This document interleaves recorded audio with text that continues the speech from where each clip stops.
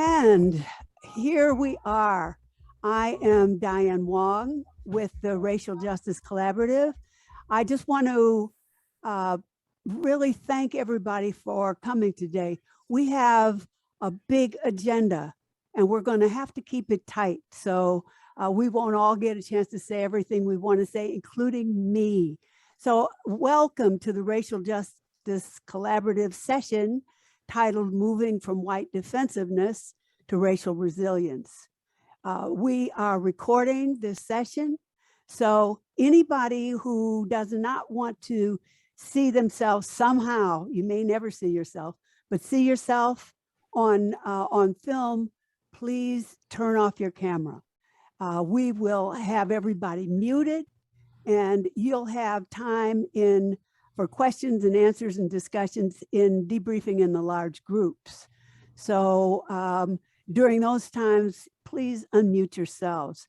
We are not taking a break. We're going to keep going from start to finish, but we're all adults. If you need to take a break, just take a break. You're probably at home.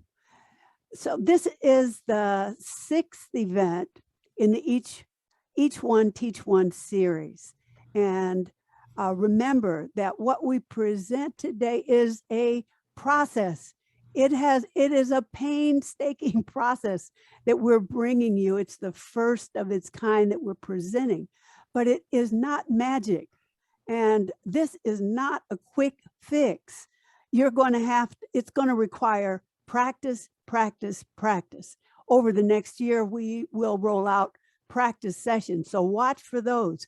And if you want us to develop resilience sessions for your groups, we can do that too. Just contact us and we'll do that.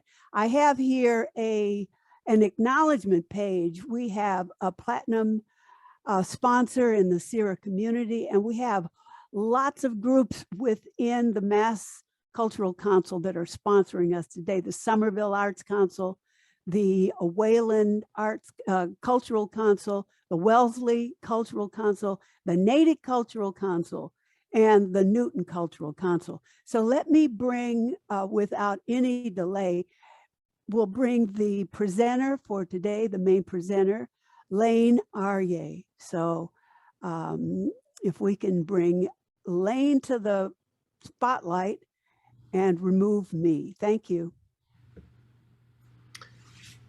Hey everybody,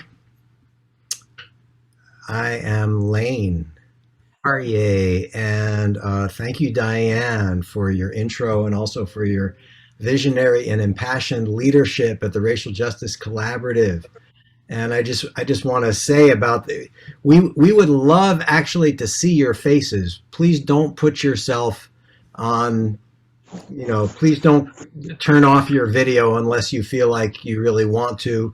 And please, we also really want to hear your voices. So when it's time to share and stuff like that, that would be really great to hear from you. So yeah, so moving from white defensiveness toward racial resilience is key. In our next event, we're gonna be talking about reparations. Moving out of white defensiveness and toward racial resilience is key for any discussions about reparations and also for really any racial conversation. And I know from my personal experience how white defensiveness gets triggered in me in racial conversations often, and how often white defensiveness can sidetrack and sabotage and shut down racial conversations, and how white defensiveness often hurts and invalidates and enrages Black and Indigenous and other people of color. So in this workshop, instead of focusing on racial socialization and white privilege and microaggressions that are all like super important and that we work with a lot, we're going to instead work with the emotional and visceral manifestations of white defensiveness. And this work that we do today can be used in any racial situation or any conversation with people from the global majority. Since the Racial Justice Collaborative is primarily focused on anti-Black racism, today we're going to be talking about how white defensiveness shows up specifically with Black people. And I just want to say this workshop isn't about staying comfortable. And Martin Luther King Jr. wrote in his letter from a Birmingham jail, he wrote, I have almost reached the regrettable conclusion that the Negro's great stumbling block in his stride toward freedom is not the white citizens counselor or the Ku Klux Klanner, but the white moderate who prefers a negative peace, which is the absence of tension, to a positive peace, which is the presence of justice. And, many black people are enraged and outraged for a really good reason. And if we want to have the racial conversations that are needed, we have to learn to sit in that fire and sit with what that fire stirs up in us. So, whoa, I got muted somehow. There we go. Just a little trigger warning, if you're a white person, this workshop may well trigger your defensiveness, and it may already have. And our hope is that you're also going to learn tools to work with that. And if you're a black or indigenous or other person of color, it may trigger your frustration or despair or rage hearing white folks talk openly about our defensiveness. And our hope is that it may also bring you some relief as you see white folks working with our defensiveness and building our racial resilience. And also, we hope that you're going to learn some tools to find your own resilience in the face of white defensiveness. All right, so now Jai is going to lead us through a body experience to help us arrive. We are the two other large group facilitators today, co-leads of this workshop are Jai Tomlin and Irina Fegina. I hope I pronounced your name right, Irina. And so here's Jai. Thank you, Lane. I'm just going to lead us through a minute or two of a very easy way to get comfortable and get present and get settled in our Zoom room today together. So welcome, everyone. Go ahead and let yourself just feel comfortable sitting on your chair with your feet flat on the floor in front of you and with your knees pointed forward. Since your bones at the very bottom, your sits bones, there are two bones that you sit on, since those just sinking into the bottom of the chair, the little bones at the bottom of your pelvis. Feel those bones. Just a little way to become present and get grounded in the moment here together. As you feel those bones on the chair, just rock a little bit around on those bones, back and forth, side to side, feeling the pressure, feeling yourself settle in. Taking a breath.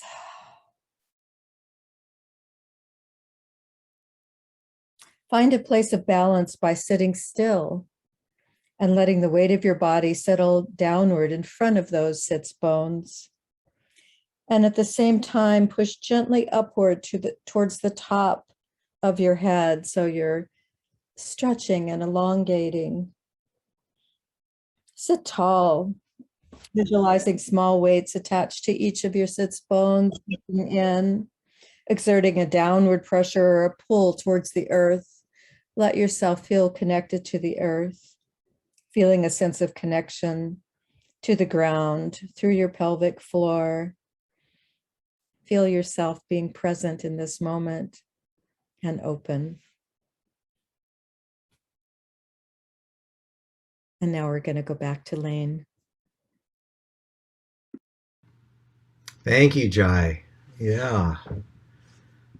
Whew. So I'd like to talk a little bit about white defensiveness before we get more experiential.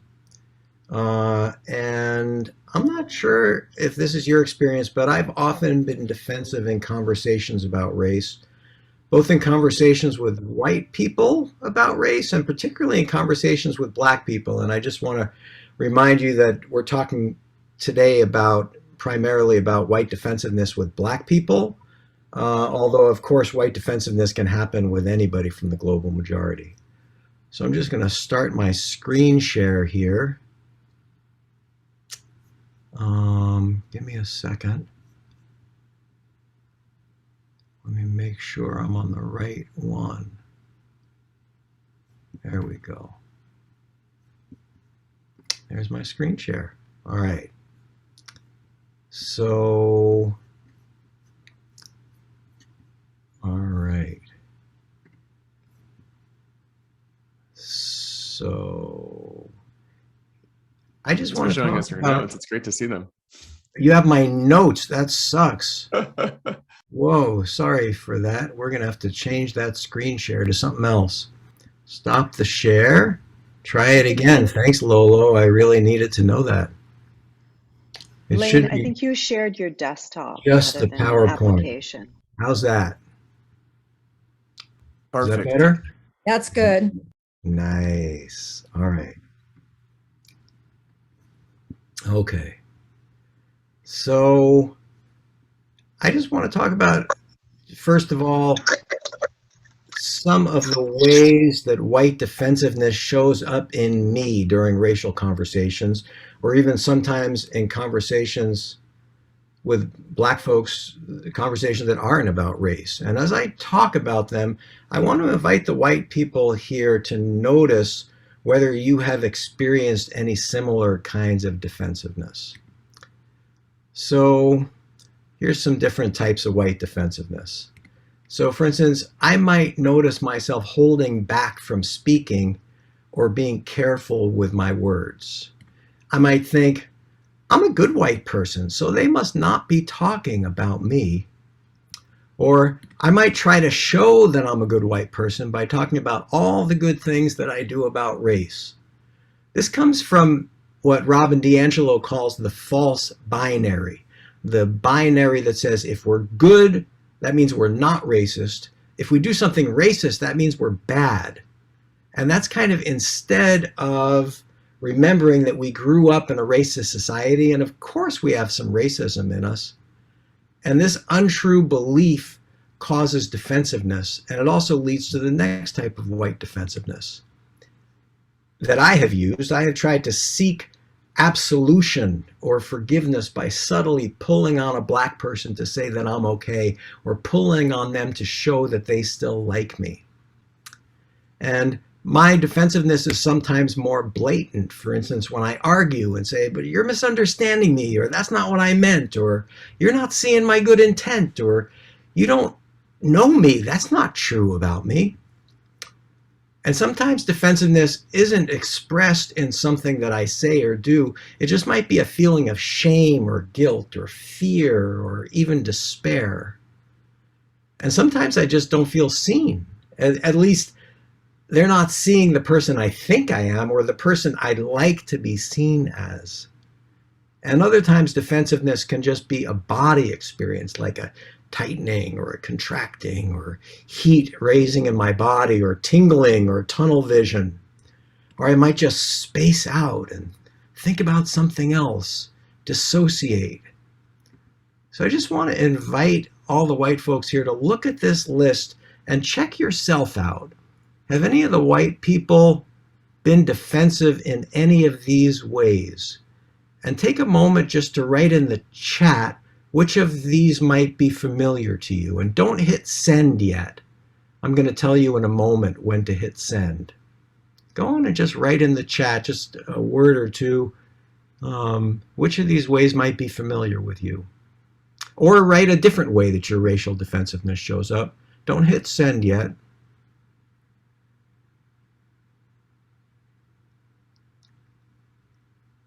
Okay, now hit send. And Irina, could you read some of those comments out loud, please?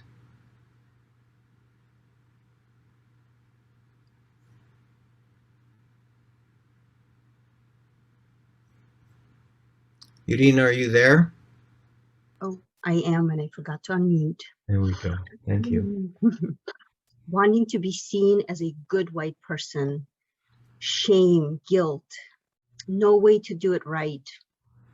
seek absolution, holding back, being careful, feeling misunderstood, body experiences, believing, tightening. Many people saying seeking absolution. Yeah. One person in particular says, from BIPOC friends and family in the beginning stages of my learning of race and racism. Great. Thank you. Thank you. So yes, I mean, it's a bad thing to be thrilled about. I'm not thrilled that so much white defensiveness shows up, but I am thrilled that the folks who are here are being honest about it. That is what's super important. So thank you all, and thank you, Irina, for that. So why do white people get defensive? So there's a lot of different reasons for this. One is that we're all racially socialized by TV and movies and books and schools and our families, and we internalize messages from society that white people are better, that black people are dangerous, angry, criminal. And even if we don't consciously believe these messages, they live inside of us. Project Implicit created the implicit association test that you can do online, and millions of folks have done these tests, and hundreds of studies have been done on the results that were gathered. And these studies show that we all have biases and that we're often unaware of them. And our biases often go against our stated values and our beliefs about ourselves. Our gut reaction just happen below the level of awareness and way faster than we can think. So if we add to that a kind of trauma called moral injury happens when we do something that goes against our deeply held moral beliefs. It's traumatizing.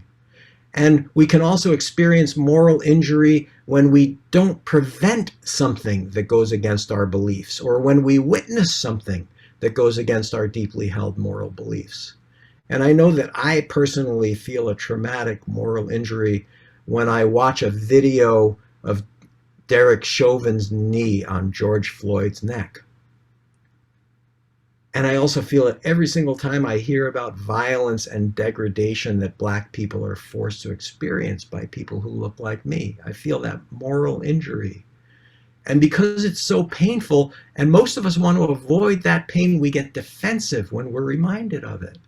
And especially when we're reminded that we're somehow part of that system, or when we get feedback that we may have hurt somebody racially. White defensiveness is also the result of socially engineered segregation, because most white people usually don't live near or go to school with black people. Most white people don't have much personal contact with black people. I don't know if that's true for you, but this increases our sense that black people are other. And Shakil Choudhury, in his great book, Deep Diversity, that just came out in the second edition, or is just about to come out in the second edition, quotes the psychologist David Myers, who wrote, "We fear what our ancestral history has prepared us to fear: snakes, spiders, and humans from outside our tribe." So when human beings feel threatened or stressed, for instance, any of the reasons that I just mentioned above, our amygdala activates. The amygdala is a group of cells near the base of the brain that processes strong emotions like fear. And when the amygdala activates, stress hormones like adrenaline and cortisol are pumped through our body, creating a fight-flight response. And our heart and our breathing gets faster, and our muscles contract so we can fight or run away, and the prefrontal cortex at the front of our brain shuts down. And that's where we think and where we make sense of our emotions. That part of our brain is needed in order to feel compassion and empathy. And if the front of our brain shuts down, we can't think or communicate well. We don't have access to our empathy and our compassion. We act or overreact impulsively instead of according to our values. Or the opposite happens. Instead of going into fight or flight, our brains and our bodies prepare for injury. The heart slows down and opioids are released into our bodies to numb us. and we disengage from those around us and go deep inside of ourselves, or we float around and look at the scene from the outside. This is called dissociation. Here we don't overreact, but we're no longer present in the conversation, so we also can't live according to our values. And this all happens out of our conscious control and faster than conscious thought. So when we combine all these factors, it's no wonder that we might feel defensive around Black people. So let's talk about some of the consequences of white defensiveness. It can shut down the conversation. It can make Black people feel alone and unseen or invalidated and dismissed. We might withdraw. For instance, if we feel shame, somebody said they feel shame, we might withdraw and pull inside of ourselves and focus on our own experience. I know that that's something that happens to me. We're no longer paying attention to the other person. We might actually leave the conversation. When we get defensive, the focus often goes to us, the white person. And defensiveness creates distance rather than intimacy. And it inhibits understanding and authentic communication. So I just want to mention one other particularly hurtful consequence of white defensiveness. And this I learned from Dr. Kenneth V. Hardy, who's a brilliant psychologist and author and speaker and consultant and supervisor. He also is my mentor about race, and I'm so honored that he asked me to write a chapter for his book, The Enduring, Invisible, and Ubiquitous Centrality of Whiteness, that's coming out later this fall. Sorry for the little plug there. But what's important is that Ken says that racial oppression is a traumatic form of interpersonal violence, which can lacerate the spirit, scar the soul, and puncture the psyche. And he says that rage can be a deep-seated emotional response to experiences of degradation and devaluation. He says rage is not the same as anger. He says that anger is a response to immediate experiences, but instead, rage builds over time as a result of cumulative suppressed emotions precipitated by voicelessness. That's a big thing. So, of course, it's hard for us white people to tolerate that rage. But if we get defensive and stop the Black person's expression of their rage, that silences the Black person, suppresses their emotions, and perpetuates that voicelessness, which of course just creates more rage and compounds their racial trauma. And I just want to let that sink in and say that weighs heavy on my heart. So, as you probably know, Robin DiAngelo has written a lot about white fragility, and I've learned so much from her books and her workshops. And I just want to pause for a moment and just invite you to notice what you're feeling, even as I bring up the term white fragility. I know some people don't like that term, so just notice what you're feeling as you even hear that term. And I especially appreciate Robin's focus on how white fragility functions in racial conversations as a tool of systemic and structural racism. She's not talking so much about an individual, but about the structural causes and systemic impact. And she says that white fragility functions as a powerful means of white racial control and the protection of white advantage. And by the way, I just want to say that's true whether or not it's intentional or unintentional. And she says it does that in many ways, like by maintaining white solidarity, by silencing Black people, by making white people appear to be the victims, and by hijacking or closing down racial conversations. So Resmaa Menakem is a trauma specialist and a New York Times bestselling author of My Grandmother's Hands, Racialized Trauma and the Pathway to Mending Our Minds and Bodies. And he writes, at the heart of white fragility, deeply embedded in the white body, lies the following conviction. Oh, I forgot to write this. There we go. At the heart of white fragility, deeply embedded in the body, lies the following conviction. We white people are incapable of feeling safe in the presence of black bodies. We are not just physically vulnerable, we are also emotionally helpless when we are around black bodies. And I want to stress this is not a conscious thought, but just take a moment and notice if you recognize that in yourself just a little bit. And he says that this is a trauma reaction that lives in white bodies. And he adds, whiteness does not equal fragility. That's a dodge created by white fragility itself, a way for white Americans to avoid responsibility of soothing themselves, metabolizing their own ancient historical and secondary trauma. He says, any attempts to address it through the head, the thinking, reasoning brain, we are doomed.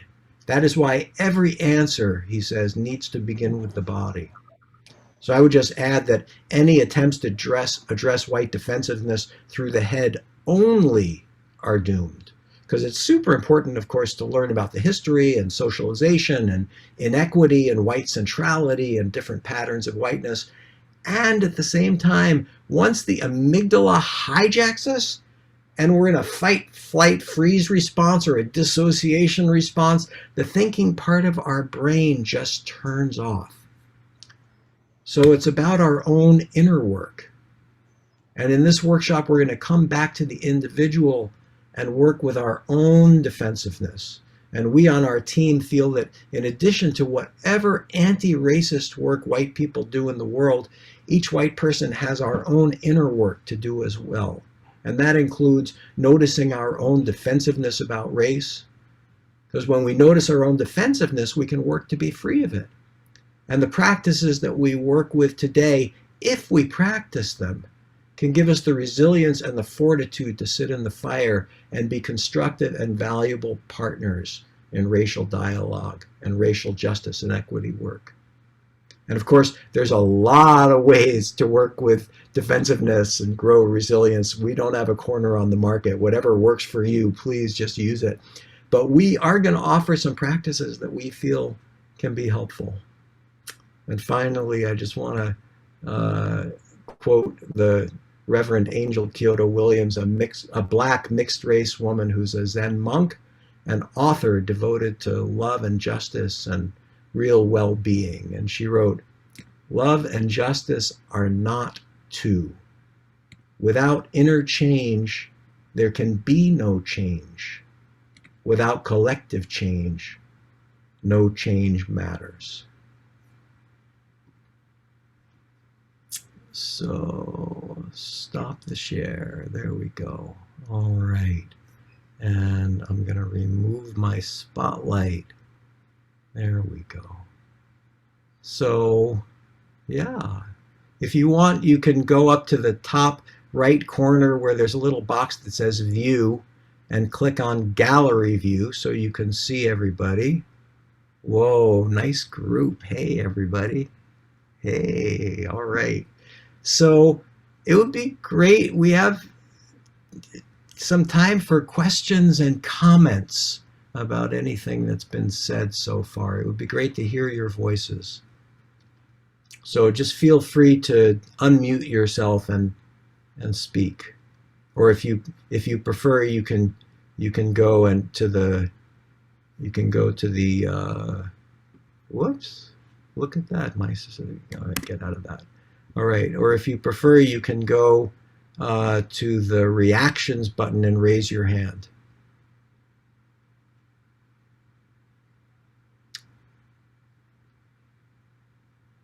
All right, nobody's got any questions. I guess we're done with the workshop. That's good. Susie, go on. I don't have questions. I just wanted to share. I also want to name the silence. Like white silence is such a part of like defensiveness and part of how you see. Can you see I'm going red even saying it? Can you see that reaction, everyone? I don't know if you can see it. Isn't that amazing? Could you say, wanna Susie, what's your sense of what makes you go red when you say that? Because it feels very edgy to say, I noticed there was a silence after you finished speaking, and that for white people to be silent in dialogues about racism and anti-racism work is a form of the way that white supremacy kind of asserts itself. And after hearing you speak about white defensiveness for the last sort of, I don't know, 20 minutes or so, I just wanted to name that silence that came when you invited us all to speak. And I'm sure, you know, there are all the reasons and but I don't want to go into that. I just want to name that silence that came in. I just want to notice it, and that I was, and then the thing I want to talk about is Dr. Kenneth Hardy's quote. I'm still sitting with the impact that had on me hearing you say that, his language and how he's talking about the cycles in which white supremacy establishes and maintains itself, and how white people and me as a white person are continually in that cycle, and kind of, but how violent it is, that violence, it's interpersonal violence, and that I can't remember the words he used, but they're really, it reminded me of barbed wire, you know, it was so violent and visceral, that language. And I'm really with that. So I just wanted to say. I'm just going to put those quotes. Sorry, it's part of my script, so it's going to say click on it sometimes, but I'm just going to put that in the chat to everybody so you can see that. Thank you. So I just thank you so much. That's from Ken Hardy. So thank you so much, Susie, for that. And I'm also so impacted by that. And I'm also really impacted by that you took the courage to say the forbidden thing. It's a breaking of white solidarity, right? That we don't talk about race, and we certainly don't. I don't want to be police. Excuse me? That was an unintentional unmute right there. So Okay. Just keep So we don't talk about race, or certainly talk about somebody else's racism. And so that's a breaking of white solidarity. And the other super important thing about what you said, Susie, is that you noticed a visceral, physical response to that. And that's what we're working on in this workshop, is to notice that happens in our bodies. So thank you.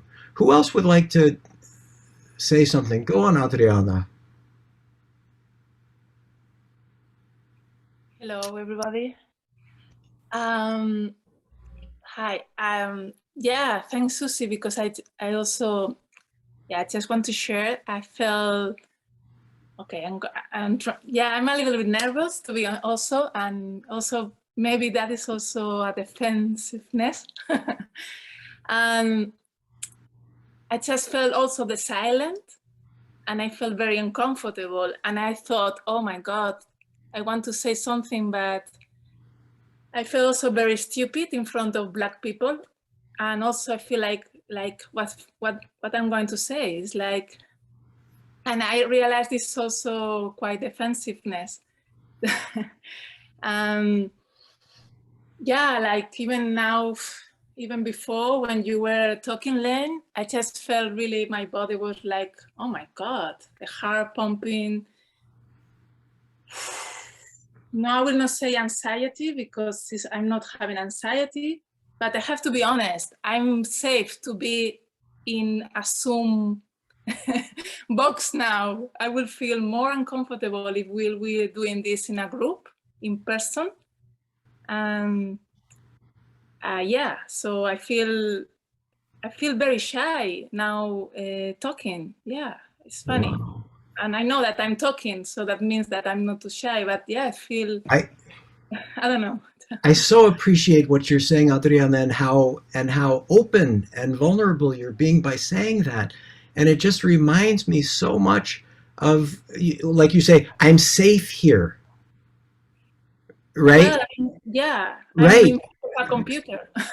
No, that's right. But it just reminds me of uh, what Resma Menakem said. You know, that at the heart of white fragility, deeply embedded in the white body, lies the conviction that we white people are incapable of feeling safe in the presence of black bodies. We're not just physically vulnerable, we're also emotionally helpless. And so you're noticing that and you're speaking to it, which is incredible. That's so needed, is just to be honest with ourselves and with each other about that. And as you know, if I'm in a room with a black person, who's actually in danger there, right? If I feel uncomfortable, I could call the police. I could get them kicked out of their job, right? Like it's like easy. Who's actually safe and who's actually not safe? Yeah. But the feeling is in you and in me. Whew. Yes. So thank you. Somebody else want to? Oh, Jonathan. Hey, Jonathan. You got to unmute yourself. Actually, you are unmuted, but You can't your hear mic's. you. There we go. Now we hear you. Oh, no. I thought that was Lolo saying that we can't hear you. All right. Adam, if you could help out with that at some point, maybe. I don't know if that's possible. Somebody else want to say something?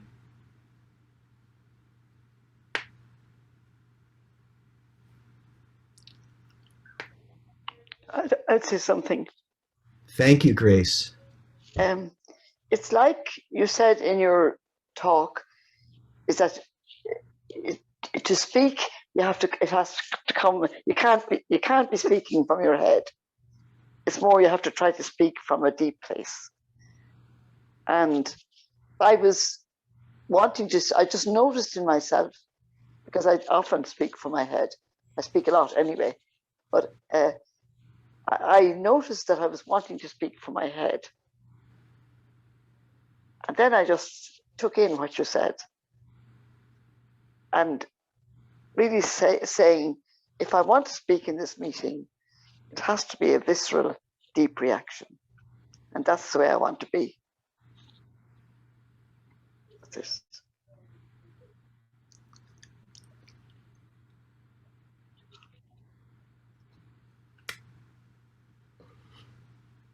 Thank you, Grace. Yeah. I see some hearts coming up on the screen. Natasha, and this will be the last question, and then we're going to move into something more experiential. Go on, Natasha. Hi. It's not a question, actually.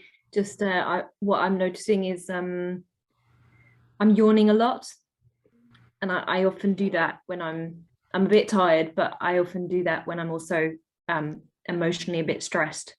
So I just wanted to notice that. Yeah. Wow. I'm so moved and happy and impressed, actually, that people are speaking to their physical and emotional experiences, because that's what this workshop is really all about. So, yeah. So thank you. Oh, Jonathan. Okay. Sorry, your audio is not working. Go on and rejoin, and maybe hopefully you'll have a chance also in the small groups that we're going to do soon to share, and then maybe later too in the large group. Alrighty. So I think it's time now to move into some more experiential stuff, and I'm going to find Irina on my screen. Lane, Yes. did you want to also read what Jonathan said? Because he had a point to make that he wrote in the chat. Oh, I didn't see that. Could you read that, please, Susie? Yeah, he said, wanted to make a point about feeling like I have to be perfect, showing up as a white person in conversations like this, and afraid of my shadow showing up. Wow. Thank you, Jonathan. Yeah. Yeah. Thank you, Susie, for catching that. Alrighty. Okay. And just raise your hand if you know that in yourself. And yeah, I see a lot of hands. A lot of pale hands. Alrighty. Irina, I'm going to spotlight you. There we go. Great. Hey, everyone. Thank you for that discussion and for coming forward. We're going to shift gears and I'm going to lead you through an inner exploration of your experience of white defensiveness. So if you're a white person, I want to invite you to remember a time when you felt racially defensive with a Black person. I'll mention some possibilities to spark your memory. For example, it may have been in a tense conversation about race, or during a group process or group discussion about race, or it may have been in a conversation that was not overtly about race. It may have been at your workplace or in your school or on the street. Maybe someone was challenging you about your whiteness or your privilege in some way. Maybe you were watching another white person being challenged or being defensive in a racial interaction. Maybe you wanted to defend or protect that white person. Maybe you judged that white person or thought that you're not like them. Maybe you were relieved that the Black person was not upset with you. Or maybe a Black person was upset about something racial and you noticed yourself doubting whether that really was about race or whether the thing they were upset about was really so bad, or whether that Black person was being too sensitive or too angry. You may even have felt defensive in this workshop. Think over different situations and choose one that has some charge to it, but not so much charge that you'll get really upset and won't be able to process it. If you're a Black person or person of color, remember a time when a white person was being defensive with you, or when you witnessed a white person being defensive with another Black person or person of color. We're guessing you won't need prompts to remember them. Choose a time that has some charge to it, but not so much charge that you'll get really upset and won't be able to process it.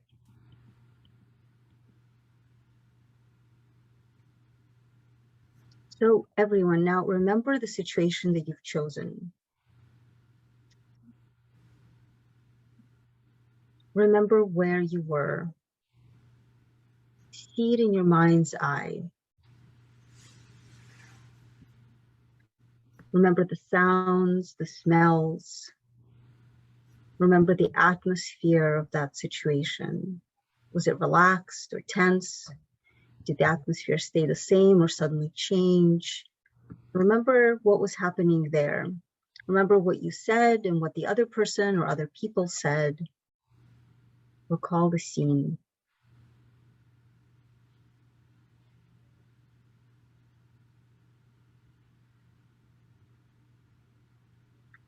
Now remember what was happening in your body during that experience.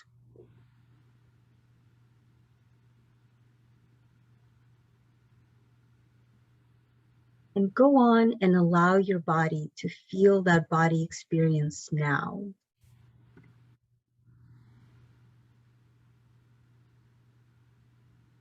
If you can't remember what was happening in your body back then, really remember that situation and feel what's happening in your body right now.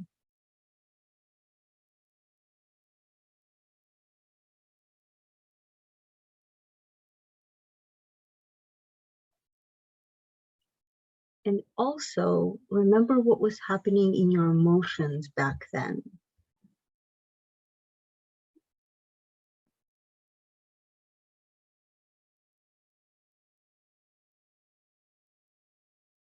And if you can't remember what you were feeling in that situation, then notice your emotions right now as you remember that situation.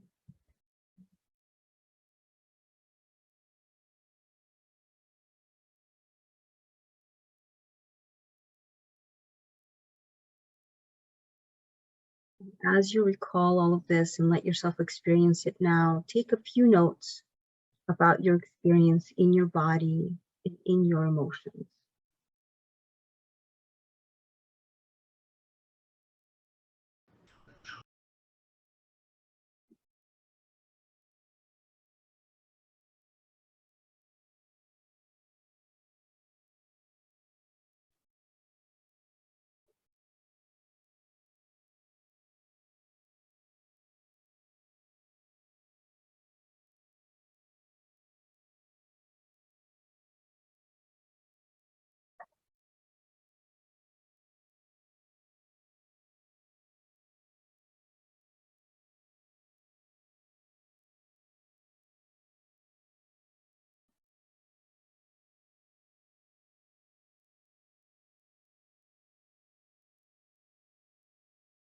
So I imagine that this exploration might have brought up different things for different people. We'd like everyone to have an opportunity to share your experiences and hear about other people's experiences. So we're going to break up into small groups so that everyone has a chance to participate and share. Each small group is going to have a facilitator to hold the space for the conversation. And the facilitators will time everyone to make sure that everyone has a chance to speak. And the facilitators will also take a few notes to report back some key insights, shared experiences, challenges, aha moments, without identifying anyone in particular. And we have some questions to guide the discussion, so questions that you can address. And Lane, could you please put those questions in the chat so that once you go into the small groups, you can see them. So our questions are, the first one is, what was your experience in your body and in your emotions while remembering or reliving that situation? The second question is, what's your experience in your body and your emotions now when you're talking about it in the moment? And the third question is, have you felt those body sensations and emotions in other conversations about race? So each one of you will have a chance to address those. And the small groups are really vitally important and an essential part of the experience of this workshop. So we really hope you're going to take advantage and participate. And we'll be in the small groups for about 15 minutes. Adam, take it away. Adam, before you go, Adam, I just want to say again what Diane said earlier is that we have such a packed schedule that we're not taking a break because we don't want people to like, oh, I'm going to go on a bathroom break and then I'll come back like 20 minutes later or something like that. So if you need to go take care of your body, go for it. But come back because everything we're doing is like super... It's here for a reason. So, all right. Just wanted to say that, Adam. Okay.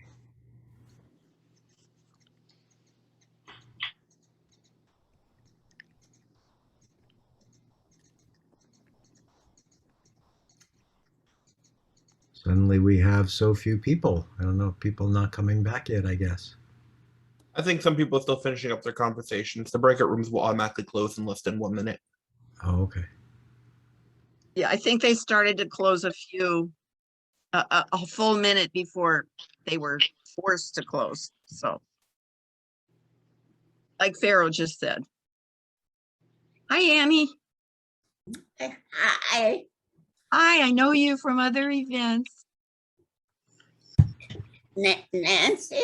Yes, hi. Good to see you. Thank you. Hi, Diazina. I don't know how to say your name, but it was nice to meet you the other day. I say Diazina, but internationally it's Diazina, so I'll answer to both. Okay. I had a wonderful breakout group. Really loved it. So good. Everyone went deep. Yeah. Okay, I'll hold off. I'll hold off. I just got excited.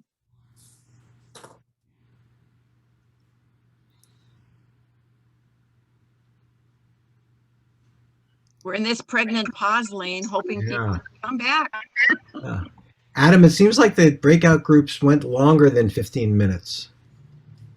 We started a minute late, so I gave them an extra minute. Okay. Yeah. Thank you.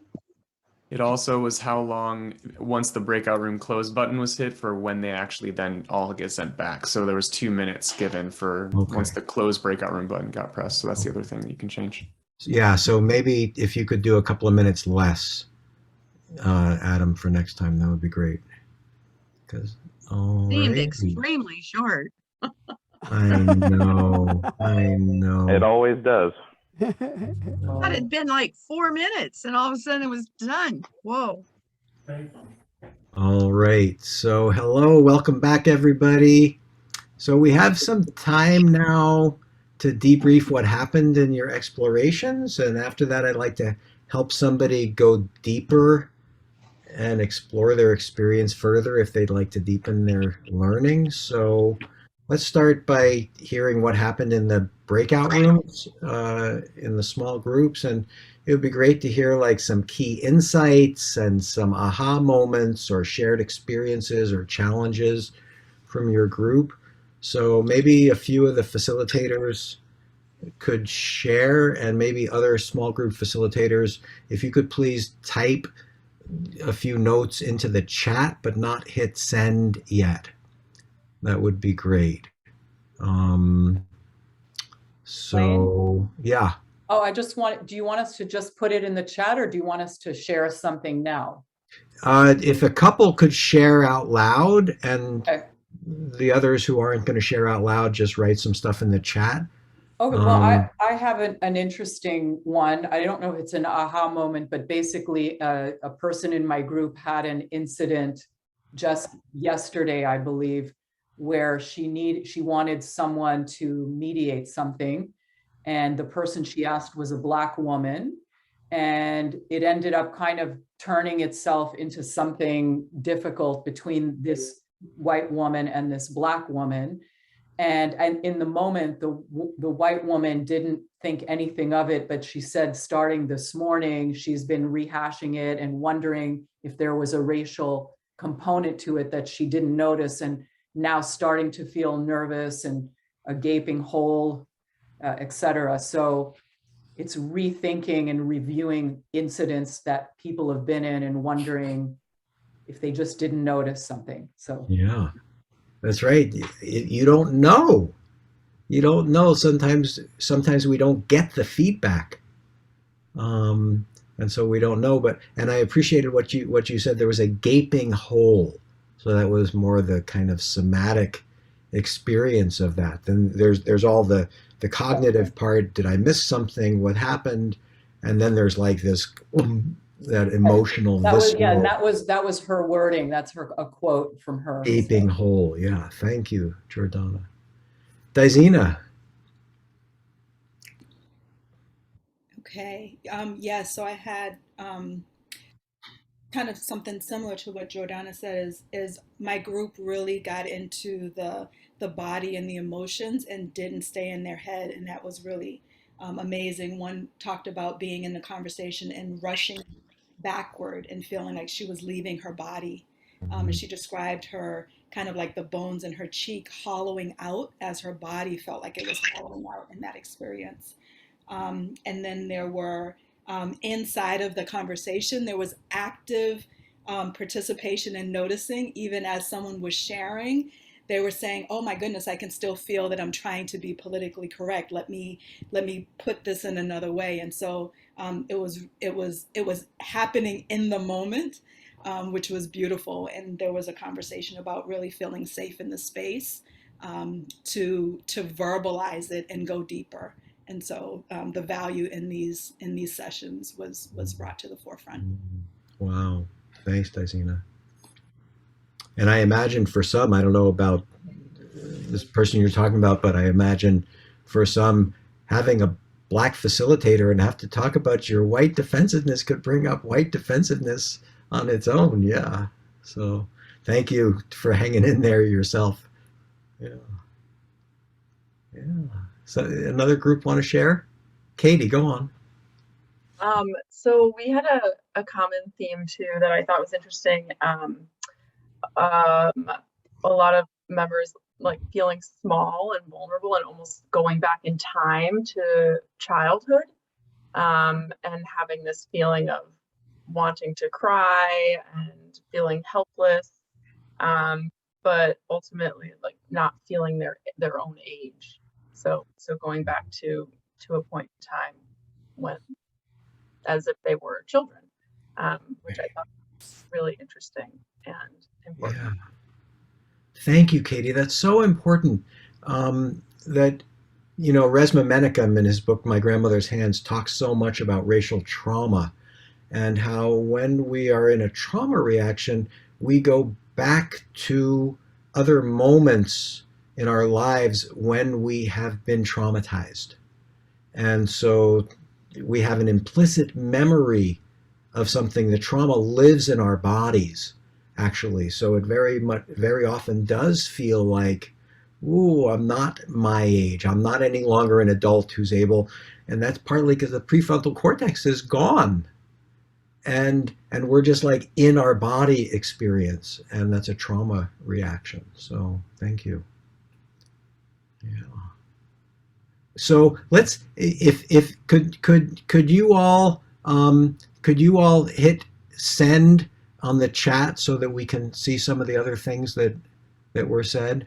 And Irina, would you mind reading some of those? You're on mute. Yes. Okay. Grief of losing relationships due to racism and white defensiveness, and feeling tired and ashamed of that, of how it severs relationships. Other folks mentioning shame, feeling altered, feeling frozen, wrong. A Black participant sharing fear, trauma, sobbing, needing to escape. That's a repeated theme as well, needing to escape, move away. Emotions of fear, confusion, guilt, disloyalty, body signals of quivering in the stomach, body agitation, anxiety, tightness, constriction also was mentioned in our group. Other folks mentioning anxiety and feeling that they don't know the right way to connect or to be with each other. Questions of how to honor the messiness of our growing awareness and not just be good, but also yet still show up with care and affirmation of the experiences of the other. The shock of a white person being called out by a Black person.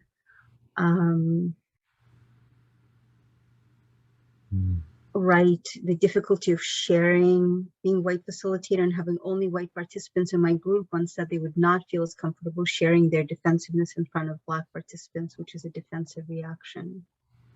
Wow, that is great. Yeah, also, also folks mentioning irritation and anger and knowing that for a Black person, there's often not the option to feel the anger and knowing that if one brings that forward as a person of color, the consequences may be very different for them than for a white person. That was a person of color saying that? Yeah. Right. Right. Rage, fear, self-judgment, criticism, tensing up. Right. Yeah. Thank you. I see Susie said, I separate myself out by being good. Yeah. Yeah. Thank you. Thanks, Irina. Really appreciate it. Yeah, absolutely. Totally. Maybe just to mention one thing, all the different ways that people have mentioned of distancing themselves and distracting and checking out and trying to create some kind of buffer. Yeah. I'm seeing threaded through here. Thank you for highlighting that. That's so important. Yes. That dissociation. I'm gone, going to addictions or whatever. Yeah. Whatever our choice is for checking out. Yeah. I just want to come back to one thing that I said before and just put a finer point on that. I said that when we feel like a trauma reaction, we go back to a younger part of ourselves. And I just want to say that it's not the Black person who's traumatizing us, right? It's that we can get triggered and we go back to our trauma.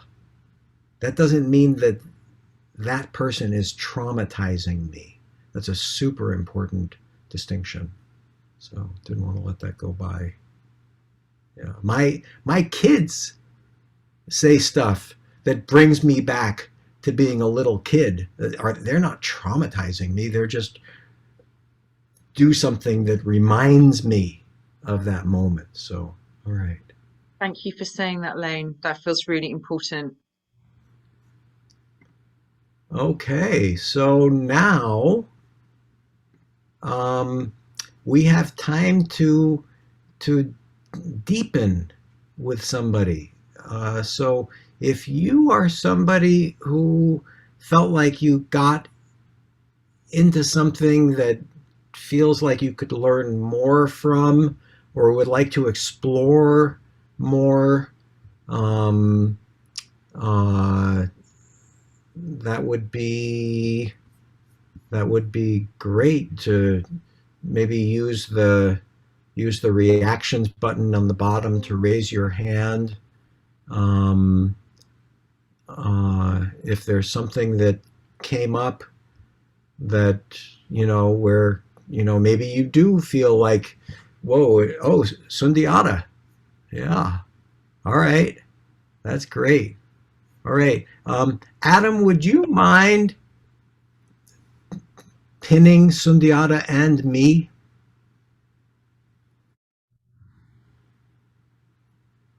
Yeah. Okay. Hey, Sundiata. How you doing? All right. Good to see you here always. Good to see you too, Lane. So what's up? I learned some things. That we had a very small group, and me and Chip talked, and he was pretty honest about something that he felt, which was well, it's probably good not to talk about other people's experience. This is a okay. time. I'll say that. Okay. This is a time to deepen if you got into something yourself. Well, what I got into from speaking to the person that I was speaking to was listening to how there was a disconnect from, in my view, I felt like there was a disconnect from how his point of view was being taken, he felt he was being judged unfairly in the situation that he was in, because he wasn't really allowed to show his full view of what was going on from his perspective. And so let's not talk about him. So what happened in you? This is what I learned. I'm just listening. I'm learning and observing. Mm-hmm. Trying to understand why would somebody else be bothered by their situation. Of course, if you don't know all the details, it's hard to know. So Sundiata, that is a rich question, and I'm happy to discuss that with you another time. This particular I didn't ask the question. I was saying that's what I learned. That's what you learned. Oh, okay. It's not okay. You just wanted to share what you learned. Yeah, I learned from talking to the other person by listening to him. Mm-hmm. I learned some things about how he thought, what might make him uncomfortable and feel the way he felt, which helps me in my personality to understand another person. I see. But I'm requiring other people to do if we're going to respect each other. I see. Okay, thank you. Enough said. Thank you. All right. So I see a couple of other hands up. So I have to say that was a moment there, Sundiata, if I might say, where my white defensiveness came up a little bit, because here I am, I'm leading this workshop. I have a certain plan for now. You came in and you said something that wasn't quite according to my plan, and then I'm like, okay, do I say something? You're a black man. We're talking about racism here. We're talking about anti-blackness. Do I say something, or do I hold myself back, which is also a kind of defensiveness, right? So, like, do I follow my plan? Do I just listen? Do I try to say what's true for me? Like, how can I be my real self and not put you down? So that was a rich moment for me in that moment. So how was that for you? Honestly. That moment for me? Yeah. I don't think it was that deep for me. It's just we're having a conversation with two men. All right. Yeah. Yeah. Yeah. Yeah. Well, thank you for, yes. And I just want to say that as a white person, and I may not be the only white person in the room who may feel this way, that as a white person, I'm having all this stuff going on inside of me about what's also happening racially. Very often white people are like, I don't know what's going on racially. But in that moment, and I notice my defensiveness coming up a little bit, that I want to say, well, let's go to what I want to do, but I don't want to put you down. And so anyway, I just wanted to say that, be honest about that, and let's move on. Thank you, Sundiata. Enough said, as you say. All right. So who had their hands raised? Jonathan and Nonti. I don't know how to do that. I'm going to spin this pencil. This side is Nonti and this side is Jonathan. It's going to Nonti. Okay. Okay. Hi, thank you.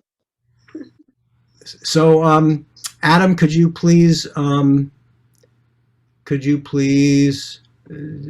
pin both of us? And Nonti, is it possible for you to turn your video on? It's not, because I'm recovering from a migraine and I am in bed. Okay. I'm sorry about that. I know it is important to have cameras on in this kind of work. I'm sorry that you're recovering from a migraine. Yeah. Okay. I'm glad you're recovering. Thank you. I think the first question I was going to say was when you were just explaining that a Black person is not traumatizing the white person. When you raise issues of race, just triggering the white person and they go back into whatever time in their childhood or whenever they experience trauma. So my question is, then would you say that with a Black person gets traumatized when a white person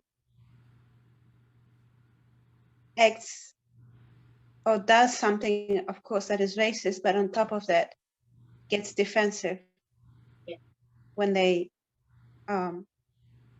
being called in or called out on their behavior? So you're saying, are you asking, can a Black person be traumatized by that? Yeah, so I'm asking that. In the other way around, can a Black person say a white person is traumatizing me? Yes, I think that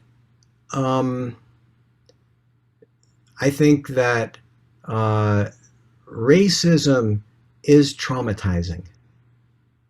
Racism is trauma. It's a kind of systemic, oppressive, and also relational trauma. And I do think that when microaggressions,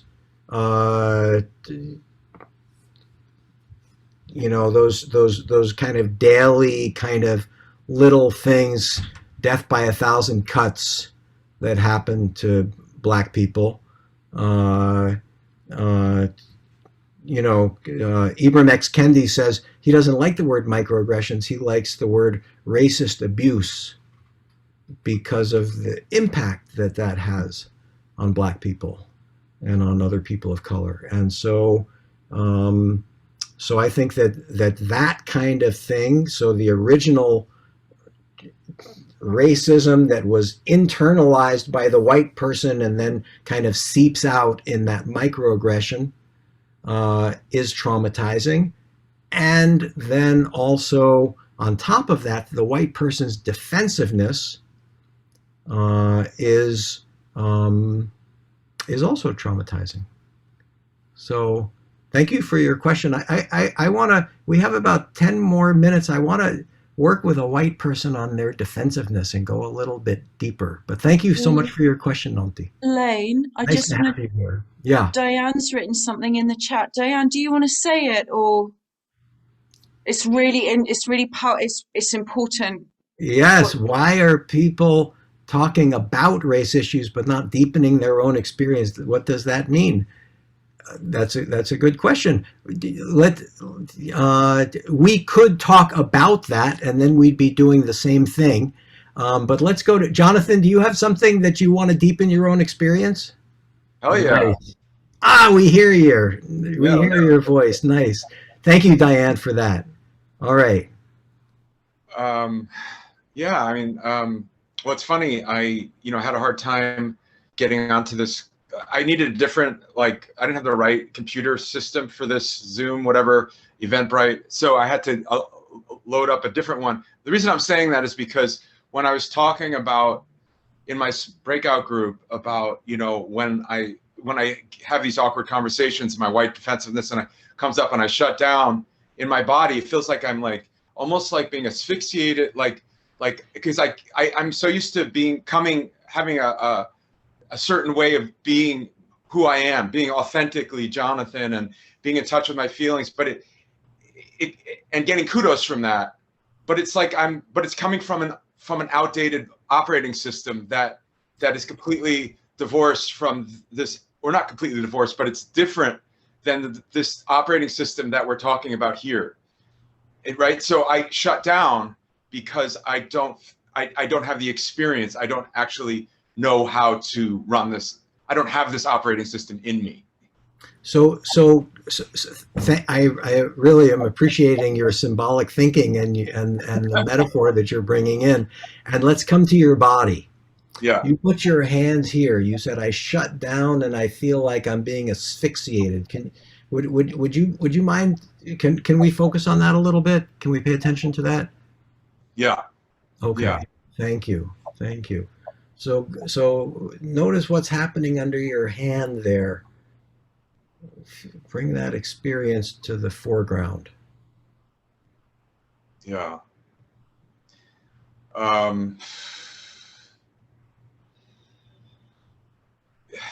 It's like I'm being muzzled. I can't be spontaneous because I may say the wrong thing, and so I just feel like I'm being, like, my whole throat and mouth and this whole area is just like, just shut up. Like, shut down and shut up. Mm-hmm. Mm-hmm. Yeah. Yeah. So yes. And I'm afraid. Yeah. You're afraid? Go on. Yeah, I'm afraid I'm going to say the wrong thing, and I'm going to get I'm just going to be make an ass of myself, and it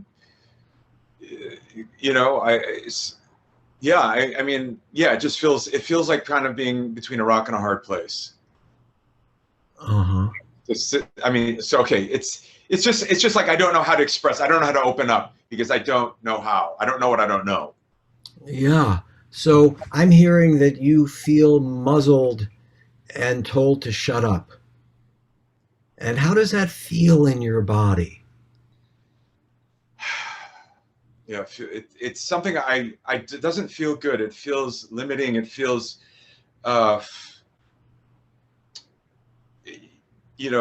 feel like I want to run away. I don't want to deal with this.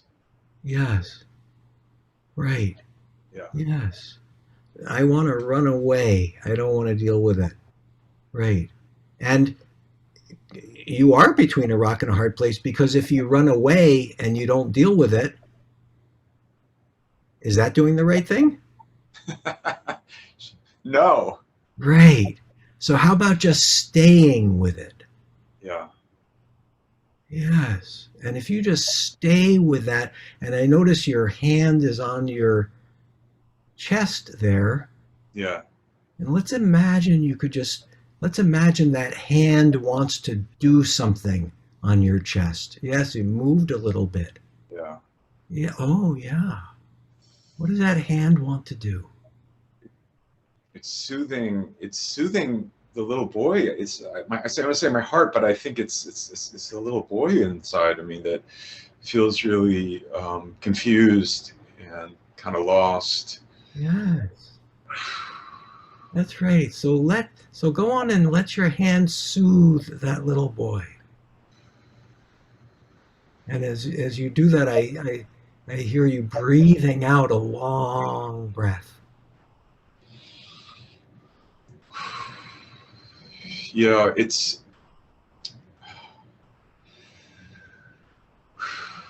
I feel like this little boy needs to be told it's not your fault. Yes. That's right. Go on and tell that little boy it's not your fault. It's not your fault. It's not your fault. It's not your fault. That's right. And notice that little boy's reaction.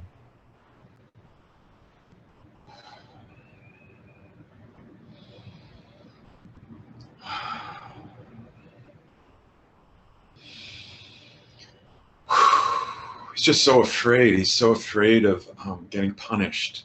Yes, that's right. That little boy has always been afraid of getting punished. And here it's getting triggered. So many reasons, so many reasons to get punished here. Even as a white man, just well, let's not go into all the thinking. Yes, let's stay right here. So that little boy is afraid of being punished. He sees tons of reasons to be punished. He's always seen tons of reasons. This is an implicit memory. This isn't just happening now. This is trauma living in your body that's getting triggered by this racial situation because race is traumatizing for everybody. That's why that wise voice that is behind that hand says, it isn't your fault. It isn't your fault. It isn't just you. This is hard. It's not your fault. We were all socialized into this. Yeah. It's not just you. Yes, that's right. And that boy is afraid. And if you could be with that boy now and soothe his fear. Yes. You, the grown-up, not the little boy. Yeah. Stroke him, soothe his fear. Yeah. Tell him it's okay. It's okay. It's okay. I'm with you. I'm with you. I'm with you. Yeah, you're scared and I'm with you. You're scared and I'm with you. Yeah. I know this is an uncomfortable place for you. Yes. But I'm here. But I'm here. Yes. Right. That's right. Notice what happens inside. Do you feel scared anymore? No, not so much. That's right. That's right. That's right. So from this place, you might be able to express yourself a little better. Hmm. Yeah. Yeah. And that's so important. Can we talk a little bit about what just happened there, Jonathan? Yeah, absolutely. Yeah. Thank you so much. I so appreciate your being so real. This is the thing you said you get kudos for, and I wanted to give you kudos for it. Right? And what's so beautiful about what you just did, so there's this thing that's like that, cutting off. There's a hand cutting off your ear saying, don't speak. But then there's another hand that comes on and says, it's okay. It's okay. I'm with you. Yeah. And that other hand is your deeper wholeness, not just that little traumatized part. Yeah. And your bigger grown up When the little traumatized part is around, then the amygdala hijacks and whoa, I get right. You have all these body reactions. You want to run away, but when the bigger part of you comes back, that's when the prefrontal cortex comes back. You're able to have empathy for him and compassion for him. Yeah. And now I just want to invite you to use that empathy and compassion to imagine the black person on the other side and realize that they too may feel, oh shit, I can't do this right. I'm going to get hurt. This is dangerous for me. Yeah. Well, I mean, I, if I can I say something? Sure. Just Isn't that great that you say, now you say, can I say something? Not, oops, I can't say something. So go on and say something. We're going to need to shift Yeah. it a minute. Go on. Yeah. I feel like I need to be able to forgive myself and forgive this little boy for taking in what he was told, and the racist violence that he was brought up with, and the fear that was instilled into him. There's a lot of shame there, and so I feel like that's all part of it's all part of it. It's like just owning it and being with it and feeling it, forgiving it, and forgiving yourself for your socialization, for your upbringing, and it's not. That's this wise part of you said it's not your fault. Of course, you feel this way. Yeah. It's not any of our faults. No. Thank you, Jonathan. Thank you. You're welcome. Thank you so much. That was really so beautiful. Thank you. Thank you. Okay. Maybe some people could just put in the chat a word or two about feelings about what Jonathan just did. I know that there's people who are talking about CBT and stuff like that, but let's go back to the feelings. Just put in the chat something feeling about that, and then we'll move on. Gratitude and curiosity. I can relate. Enlightening, appreciating Jonathan's honesty, hopefulness, admiration, releasing. Yeah. My own chest restricted, then released, feeling lighter. I feel really touched to have met Jonathan's little boy and his care of him. From choking to open heart, empathy toward white people suffering, says Diane. Wow. Wow, I was touched to watch you both work. Thank you for sharing. Yes, gratitude. Okay, thank you, everybody. Let's move on. Thank you, Jonathan. Yeah, Adam, could you stop the pins?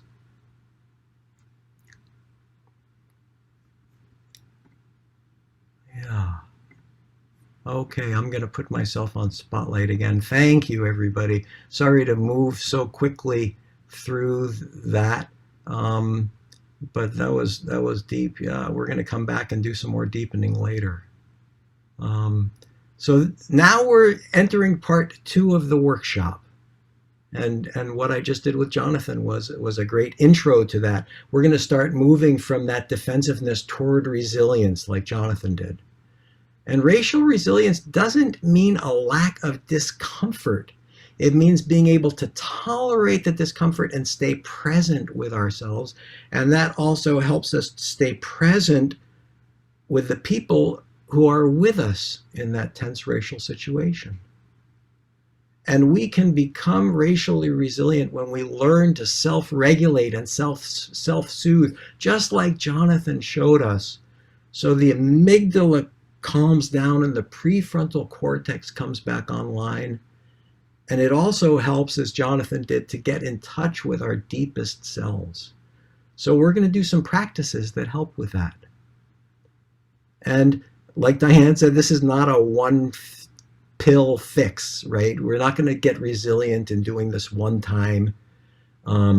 If we do it one time, like in Jonathan now, a new neural pathway just got created in Jonathan's brain. The old neural pathway, that's like a superhighway. All cars go on that superhighway. A new neural pathway just got there. And every time we use these practices, those new neural pathway will get deeper and stronger and get myelinated. And so it's easier to find access to our resilience in the moments that we need it. And I just want to say, I use these practices a lot. If I'm heading into a racial conversation that I think is going to be tense, I do these practices before and during and after that conversation. So let's just start with this one. So sit in a comfortable position, which I always think is funny because why weren't we sitting in a comfortable position before? And you might want to close your eyes for this one if you want. And take 2 or 3 deep, satisfying breaths.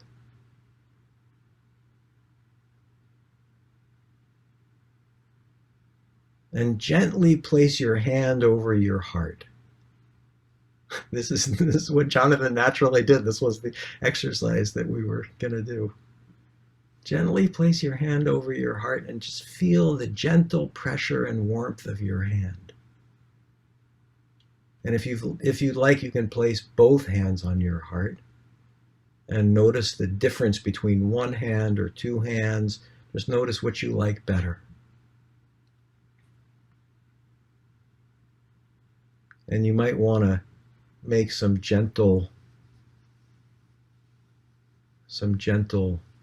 kind of small circles with your hands, like Jonathan also did.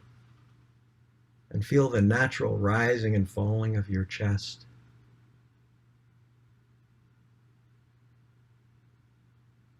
And as you do that, remember something good about you.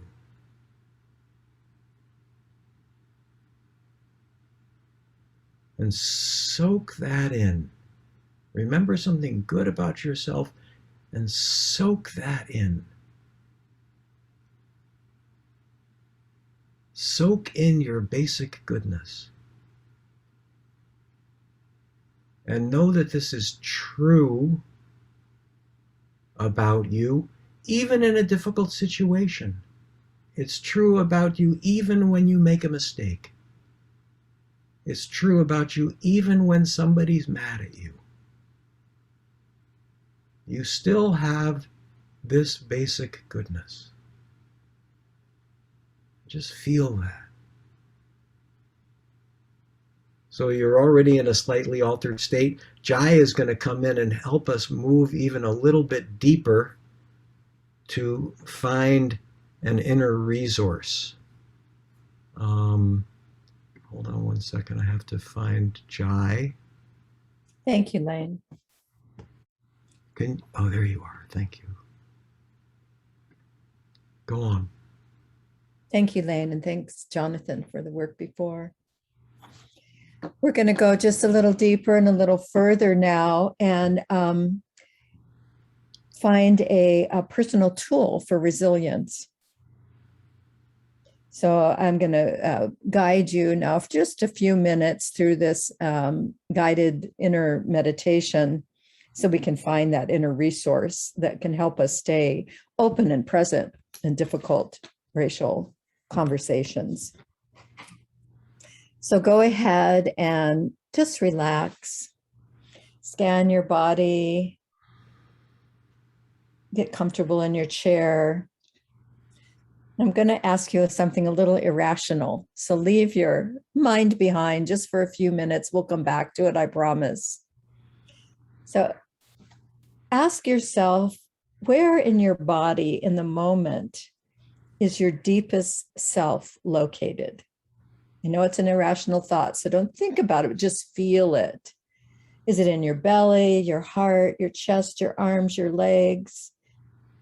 Just whatever comes to you right now, just let that be the spot where you can focus on in the moment, that part in your body.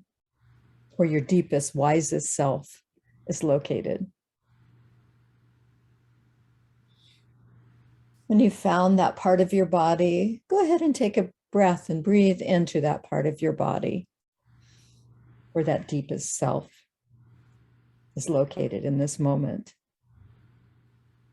Doesn't have to be forever, just right now for the purpose of these few minutes. Feel that in your body. And once you have a sense of that, I'm going to ask you something irrational again. Sense the atmosphere of that spot in your body. Is it tight? Is it expansive? Is it just feel that atmosphere where that wisest self is? It might have an amazing atmosphere. And feel that and just make a slight gesture with your hand or with your arm to represent that deepest, wisest self in your body. Feel that atmosphere and go ahead and make a movement that expresses it somehow in some way that makes sense to you.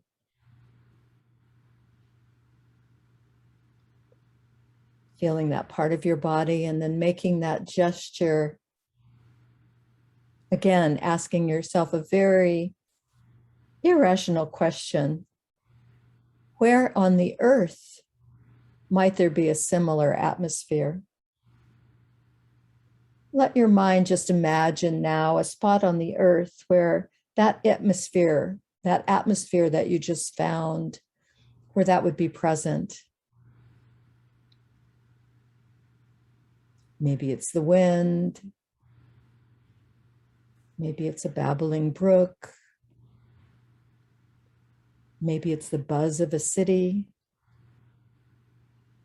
Go ahead and find that spot on the earth that expresses the atmosphere that you found in your body and in that gesture. Use your imagination now and really feel that spot on the earth. And in your mind's eye, let yourself go there now.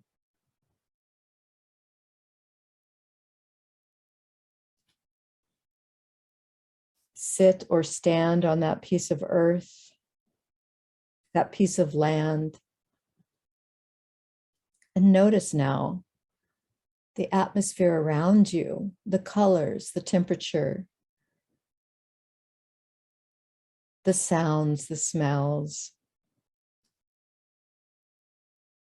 Feel the power of the earth underneath you, coming through you. Let the power of this earth spot now just flow through your body. Really breathe into this. Feel it. Become it.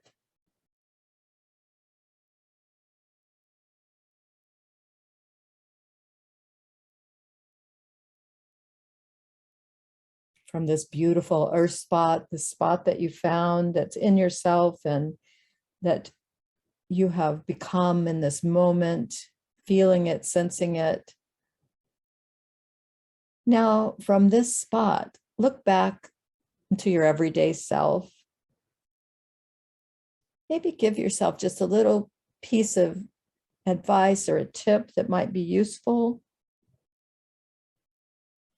From this deepest, wisest spot in your body and on the earth, ask yourself what inner resource would be helpful for you to stay open in difficult conversations around race.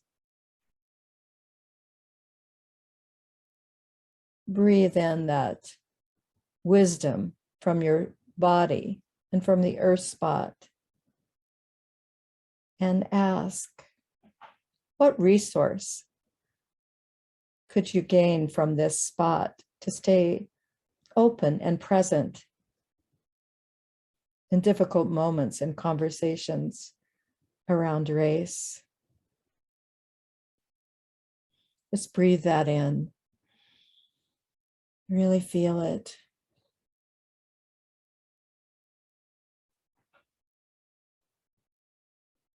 When you're ready, come back a little bit to maybe jot down a little note about that resource and how that might help you.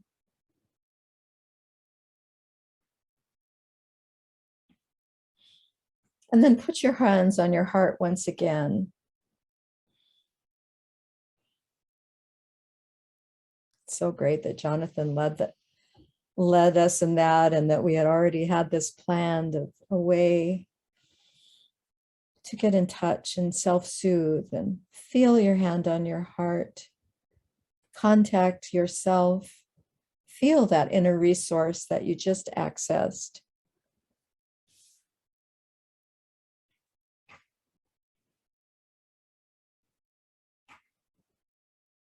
And now Irina is going to take us further using these tools and these insights that we just accessed to help us then go further in difficult conversations.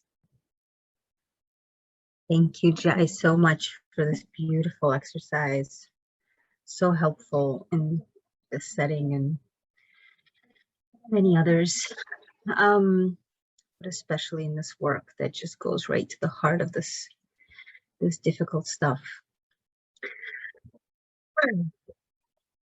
Okay, so we're going to take this space, this state that we have traveled to and accessed in ourselves, and we're going to come back to the work that we were doing earlier. So recall the experience that you worked with before. So if you're a white person, it was an experience of your racial defensiveness. If you're a Black person or person of color, it was an experience with a white person who was racially defensive.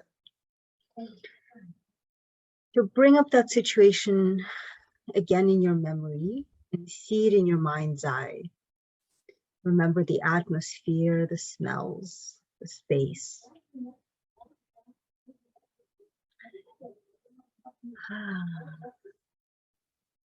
Now put your hands on your heart. Say to yourself, this is hard and I'm safe.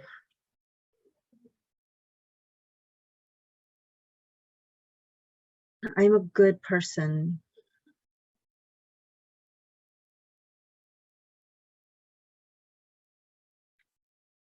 And now remember what was said in that situation.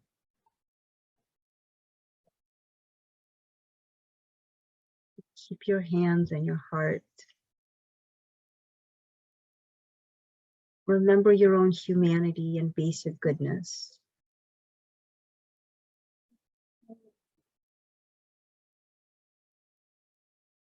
Listen again to what was said and remember the other person's humanity and basic goodness.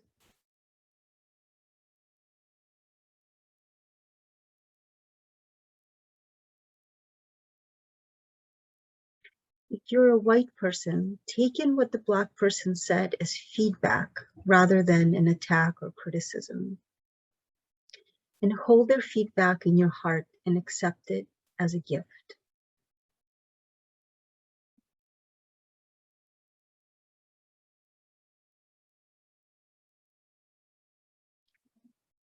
Notice your body experience at this moment. Notice your emotions. Be as present to them as you can.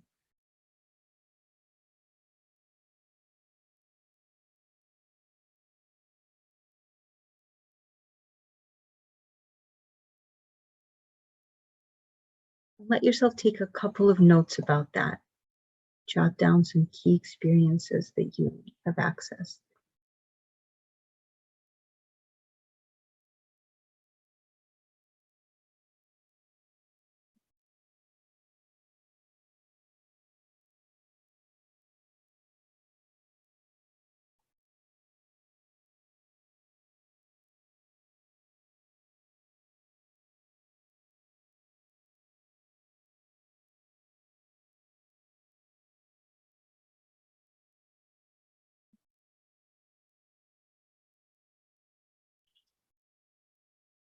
Okay. So this experience might have brought up different things for different people. And we'd like, again, to have, for everyone to have an opportunity to share your experiences and to hear about other people's experiences. So we're going to split up into small groups again, with the same facilitator, same group as before. And again, everybody has a chance to participate, and we're going to have some questions to guide the discussion. Lane, could you please put those questions in the chat? So the 3 questions are, what was your experience in your body and your emotions this time? How was or wasn't that different from earlier today when you relived that situation? And did you find a tool or resource that could be useful for you in race dialogues and in your life? So again, the small groups are vitally important and an essential part of the experience of this workshop, and we really hope that you will take advantage of them. So we'll be in those small groups again for about 15 minutes. Okay, Adam, please put us in the small groups.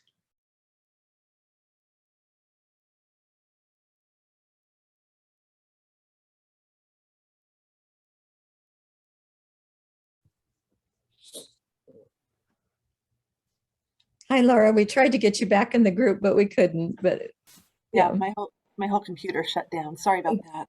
That's fine. Oh no. We missed you.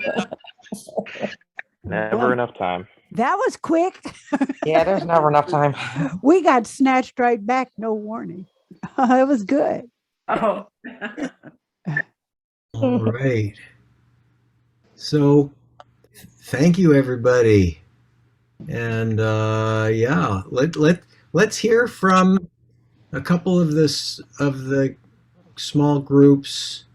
If some of the facilitators, if a couple of facilitators want to share, and then the other ones write in the chat but not hit enter yet.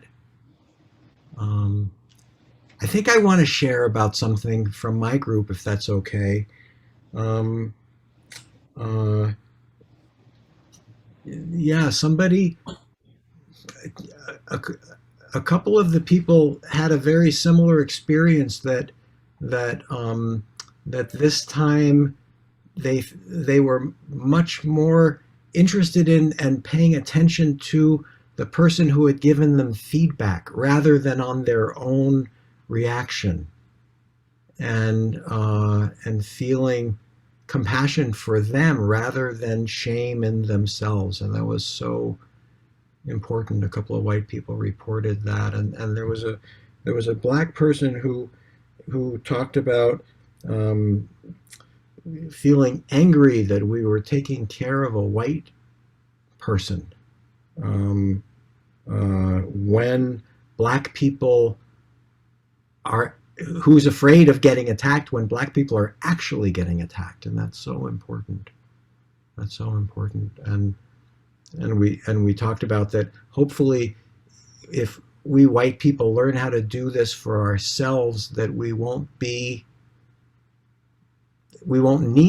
black people to take care of us, and that we can just do that for ourselves. And then somebody else, sorry, I'm just going to say quickly, was talking about, I wish that I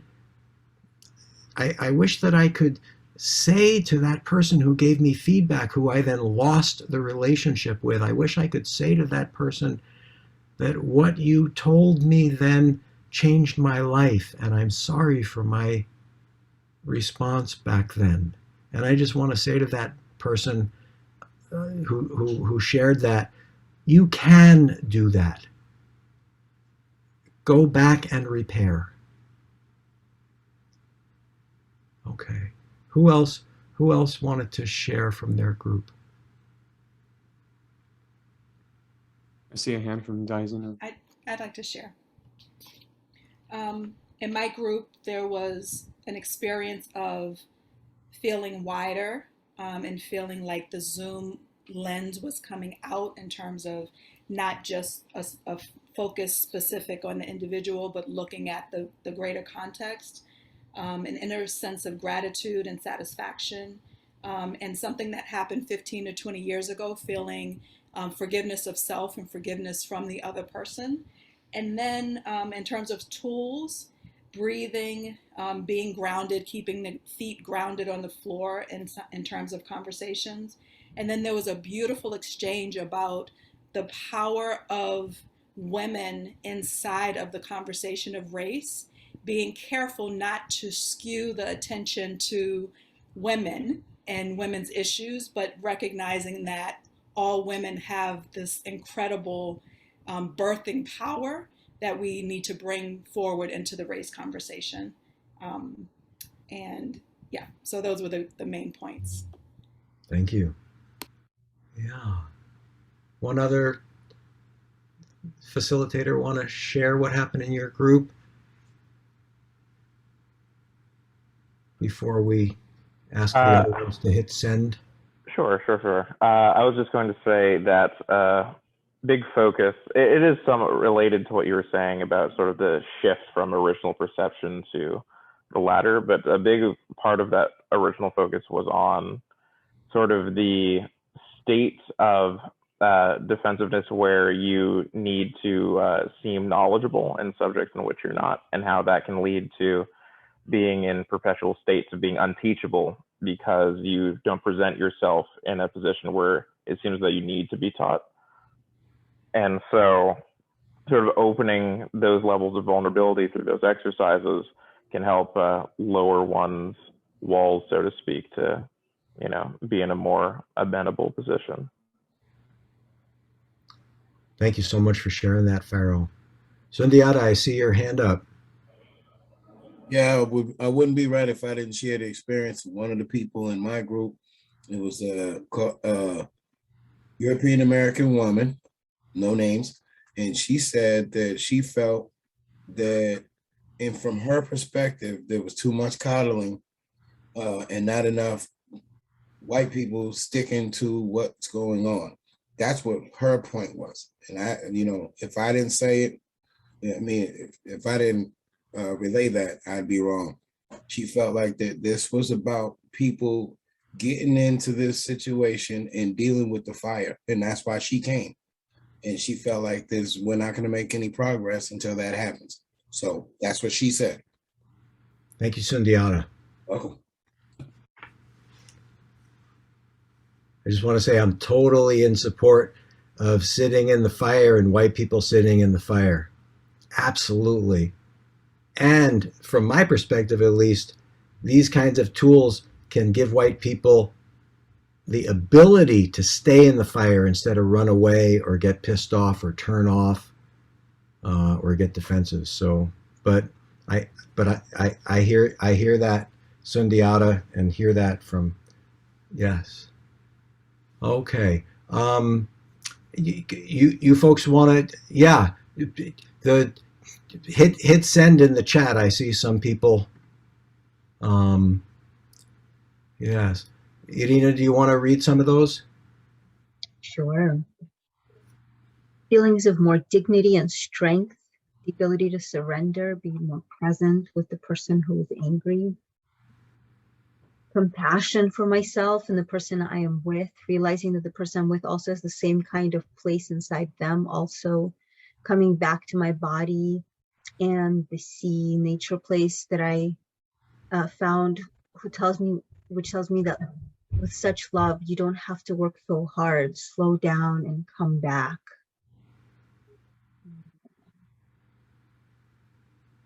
Yeah. White person sharing a still, slow, quiet, protected, timeless cave from which to listen and interact more slowly. So slowness, slowing down feels like a theme here.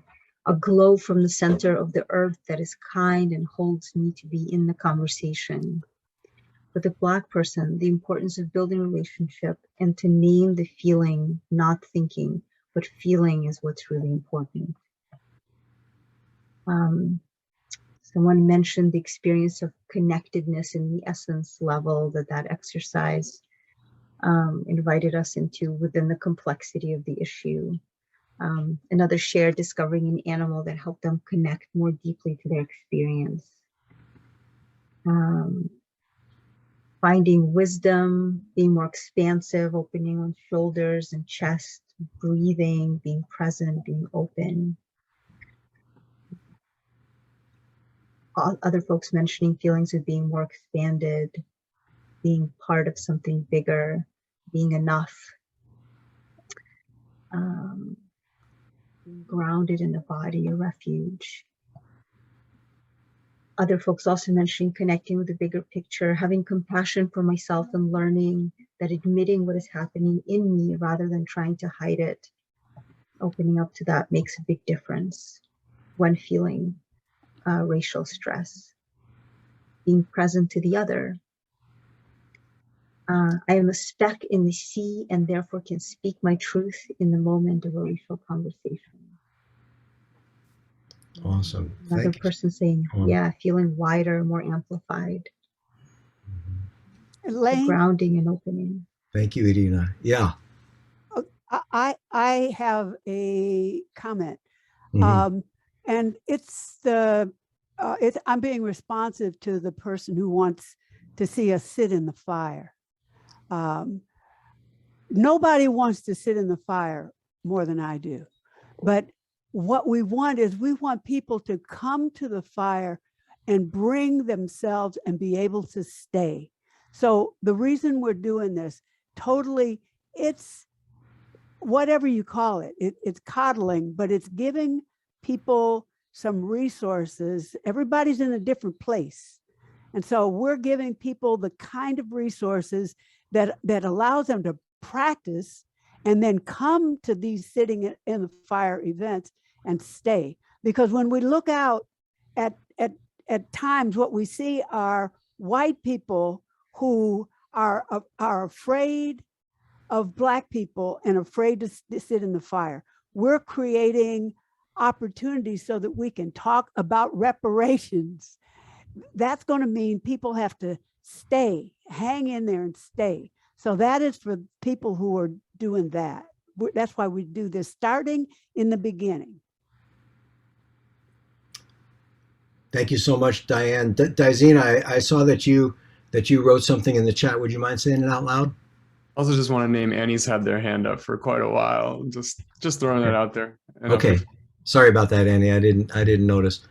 Do you want to say first, Annie, or Daisina, you just put your hand up?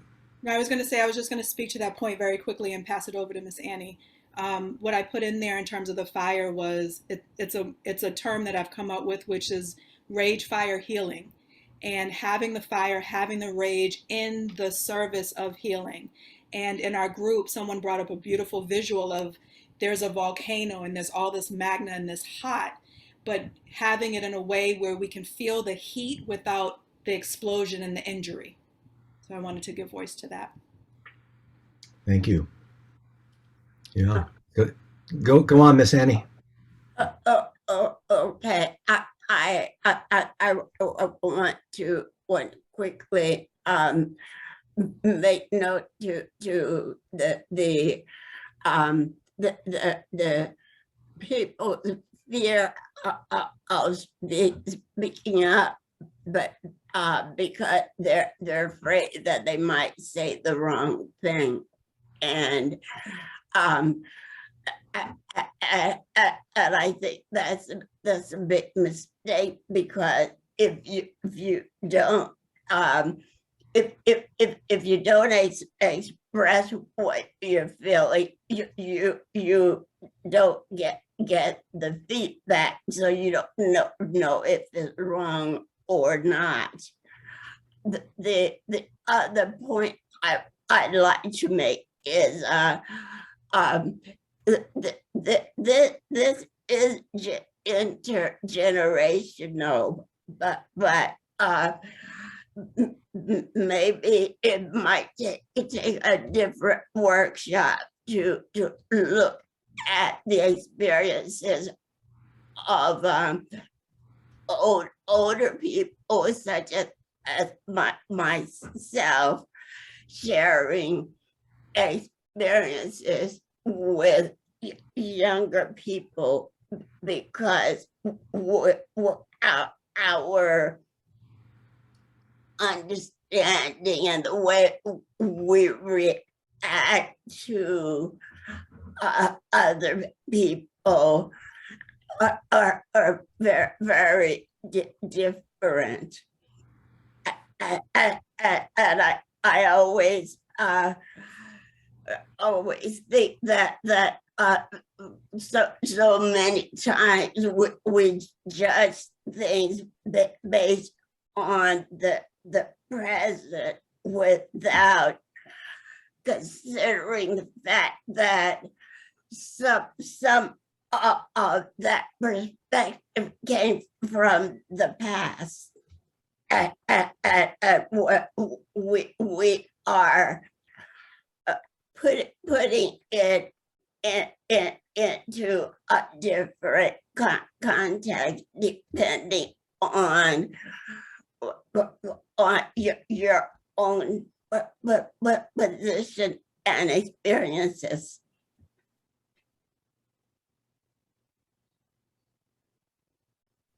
That's Thank my you. soapbox. Nice soapbox. Really appreciating your wisdom there, and that sounds like a amazing idea for for another event, is hearing from the elders and learning.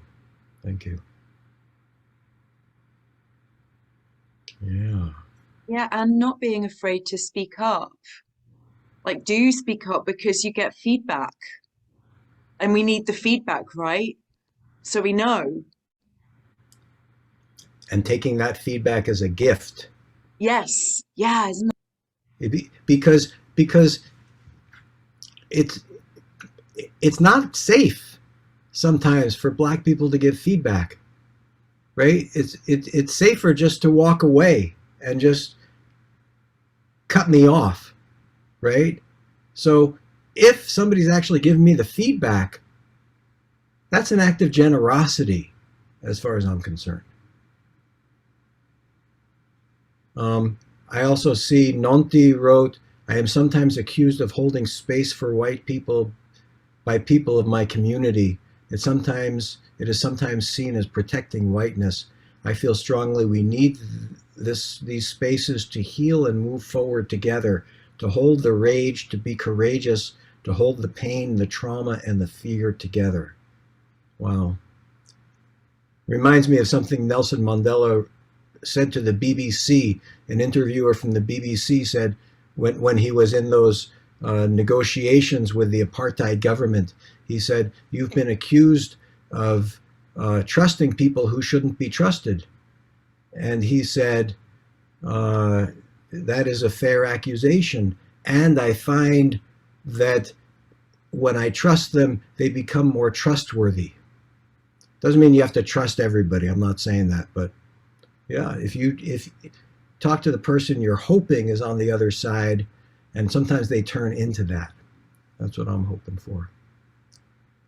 So who would like to go deeper with the experience that they had, that experience that Irina led us through in terms of going back to that situation of either of our own defensiveness or also when we were in the face of white defensiveness? Because for me, my hope is also that this is going to be useful for Black folks who have to deal with white defensiveness to be able to have resilience as well. So anyway, who would like to go deeper with that? And actually, I would like to respond to the calls for action and remind everybody what Reverend Angel Kyoto Williams said: love and justice are not two. Without interchange, there can be no change. Without collective change, no change matters. So let's go deeper with that experience you had that Irina led us through, and then how do we move from there to actually action? Who would like to work with that?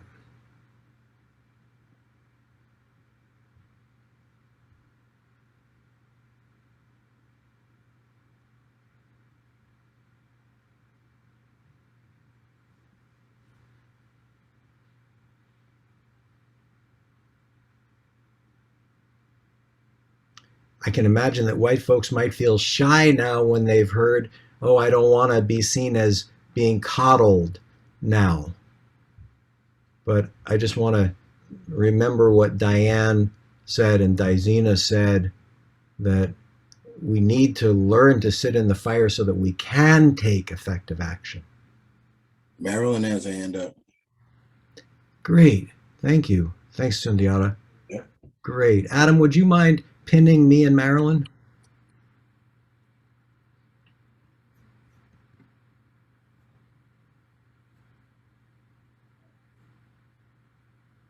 Okay.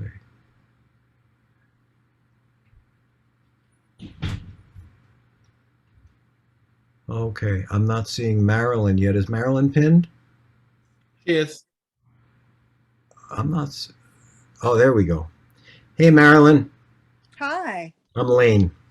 Hi, Lane. I'm Marilyn from Texas. Nice to meet you. What did you want to go deeper with? The sense that I have had such a tough time not wanting to be the smart one. And that goes way back of wanting to be the smart one, of trying to do the good thing. And I get traumatized when that is injured. And I feel like I tried to be the smart one or tried to help and I didn't. And so this exercise of remembering my humanity helps me reconnect with that deepest, truest sense of myself, that part of my humanity that is supposed to just be, not do. Mm-hmm. Yeah. So, yeah. So, yeah, you wanna be the smart one. Mm-hmm. And then when you are, when somebody gives you feedback that maybe what you said wasn't so smart, that doesn't feel so good. Mm-hmm. Yeah. And then I'm embarrassed and awkward and I freeze up and don't know what to say and think I'm going to sound more stupid. Mm-hmm. And especially if I'm talking to a person of color, and I can think of a couple of people and specifically that I interacted with, and then I just froze up because I sensed I'm being really ignorant and I may be offensive here and not know it. And that's going to be so embarrassing. And I don't want to injure them either. I want to be the good person who doesn't injure too. And when you remember your goodness, Mm-hmm. Tell us something good about you. Because I'm a deeply spiritual person, I'm totally loved by God.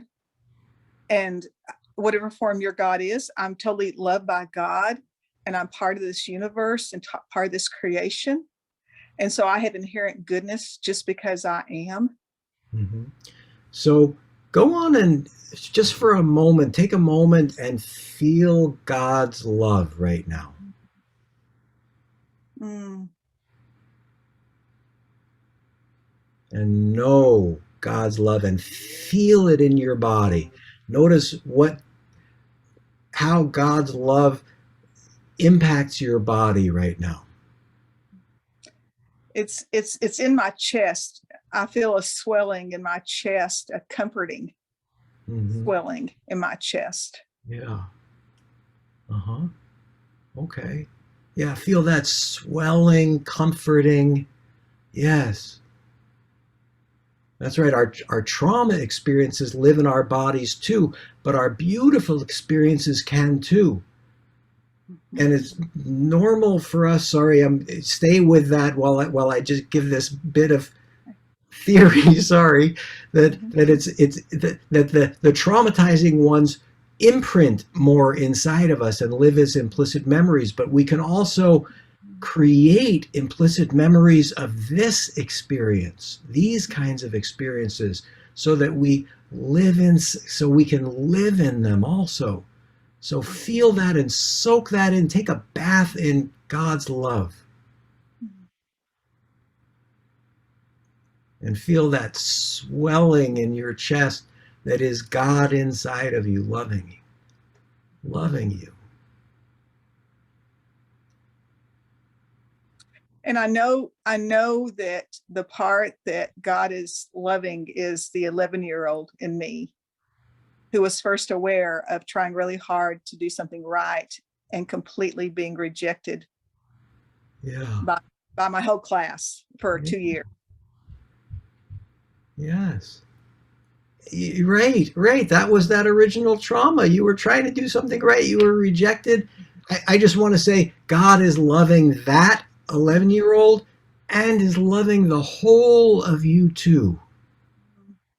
Loving her and all of you, your entire wholeness. And now feel God's love and go back into one of those situations where somebody gave you racial feedback, where you did the wrong thing. Like Miss Annie said, you tried, and go and feel God's love in that situation, and imagine yourself there feeling God's love and letting God's love also not just be for you, but also be for the other person. And feel not just the risk that you took, but the risk that they took to give you that feedback. And let God's love wash over you and wash over them too. And that's a new experience for me, to be aware of them risking, and that to say anything to me was a risk. Yes. Right. It's a big risk. That's a big risk. What was that woman's name? Sarah Cooper in Central Park? Man, it's a risk to try to cross white people, to try to bring some kind of awareness. Yes. That man was just trying to bring some kind of awareness about the leash law. And what happened? What could have happened to him? What happened to Emmett Till? Yes. Right? Where's the risk? Now you're talking. Where's the risk? Go on and let God's love not just be in you, but shine through you toward that person.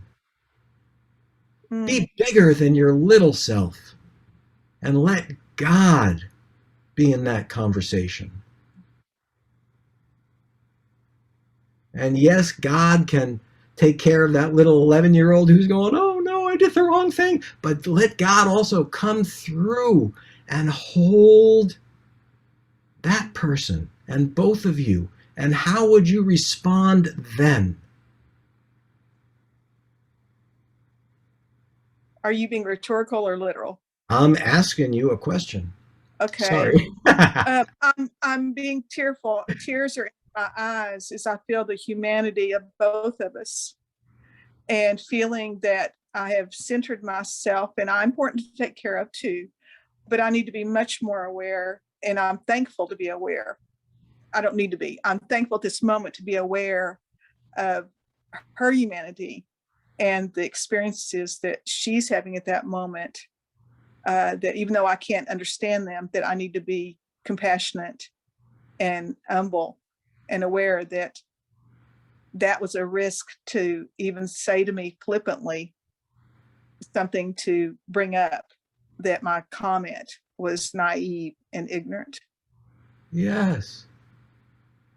And now let's go even a little bit further with that, with God's love flowing through you and compassion, feeling the compassion for her.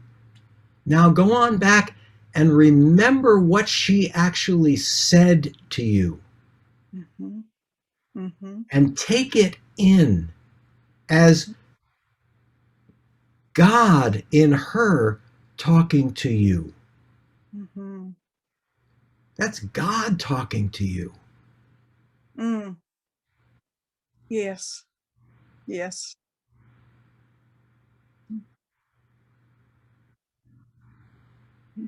And notice what happens in you when you take in her feedback as God's loving words to you.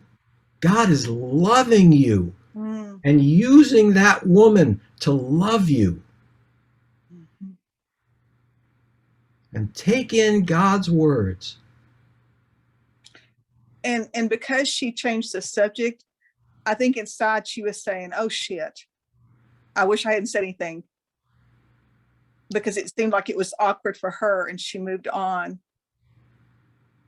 And so to have whatever her experience was, to take her gift and not take from her. Yeah. Yes.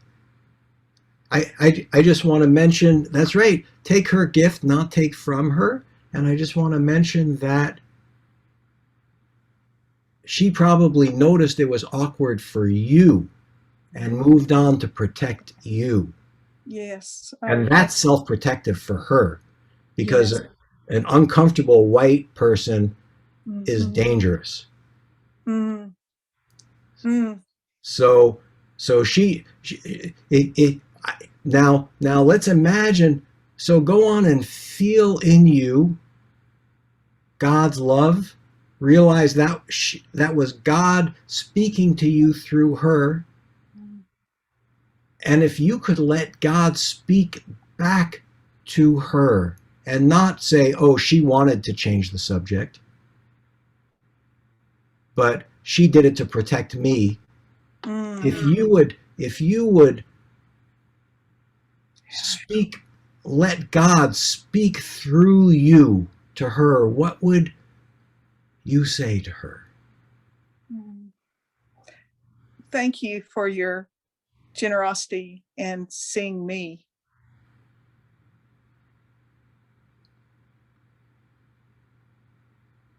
And just having that love, acknowledge that she is in a space with feelings and maybe overwhelming feelings at that point, that it's okay for her to have her feelings. It's okay for her to either take care of me or take care of her, or do the same both at the same time, whatever she needs. I just want to offer. Please. I just want to offer that if she tries to take care of you, say, you know what? I don't need you to take care of me because God is taking care of me. Okay. Yes. I don't need you to take care of me. I have my God. I don't need you to take care of me. I have my God. Yes. Mm.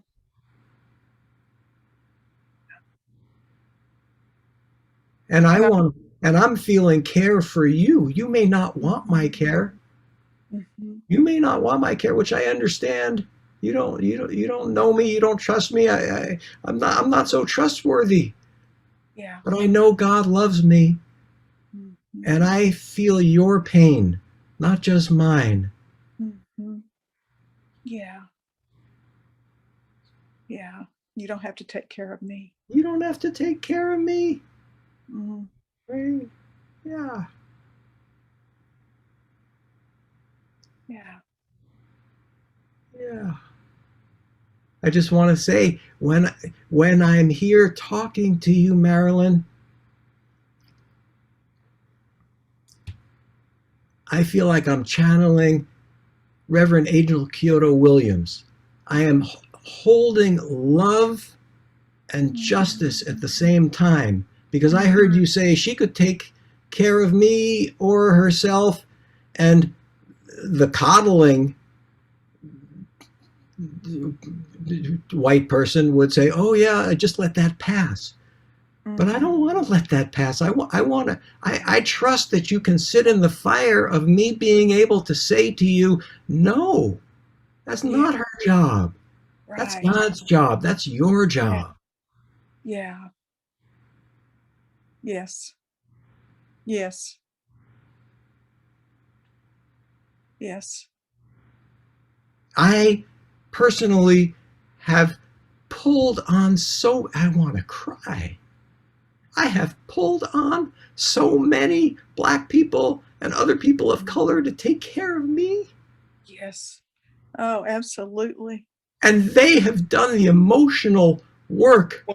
I have burdened them with my, you take care of my trauma. Yes. You take care of my trauma. You come into my house and you clean up my house. Yeah. You know how many Black people have cleaned up white people's shit in their homes, in their countries, in their psyches? That's not our work. That's not their work. Right. Right. Right. Right. And as I'm saying that, I want you to remember that God loves you and that this feedback is God now talking through me to you because He loves you. Yes. And beautiful freedom. Freedom. Tell me about the freedom. Freedom to not ask anybody to take care of me. Freedom to not impose on others and continue to impose on others. And if I do ask someone to take care of me, impose on me, it's redeemable and I'm still lovable. Because you're going to mess up. We do. And you got another chance. Yes. Yes, I'm perfectly imperfect. And if you do make that mistake. You mean when? Right. When, thank you. When you make that mistake and you know God loves you and you can find it's a mistake, you can also repair that. If we're not stuck in our own shame, then we can repair that. We can say, I made a mistake there. I tried to get you to take care of me. That's not your work. I apologize. Yes.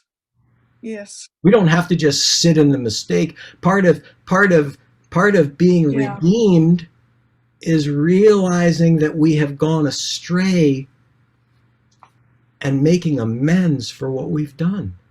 Yes. Yes. Yes. Repair. When we're resilient, we can repair. Thank you, Marilyn. That was Thank you. wow. Thank you. Thank you. Thank you. Thank you. Whew.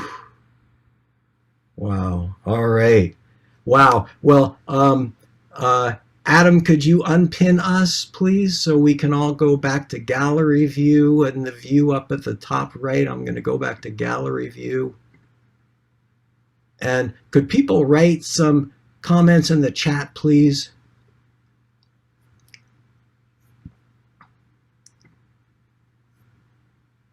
Yeah. Write some comments in the chat. Some people, wow, thank you both, thank you. When resilient, we can repair. This is what happens when we let the heart speak. The heart speaks love. Yeah.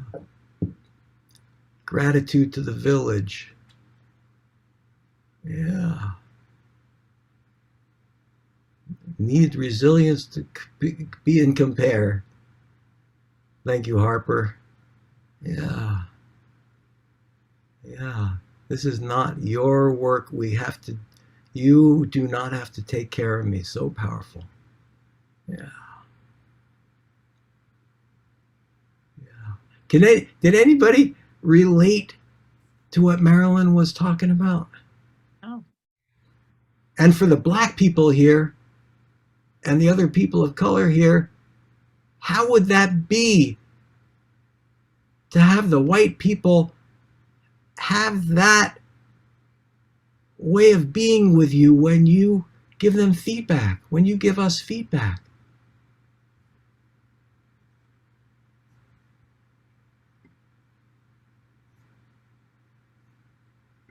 Yeah. Nanti said revolutionary.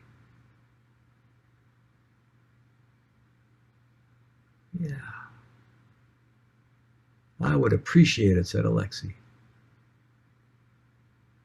Yeah. We can have adult conversations about healing and solutions, said Dizina. Sarah said, such an important lesson not to expect Black people to educate us.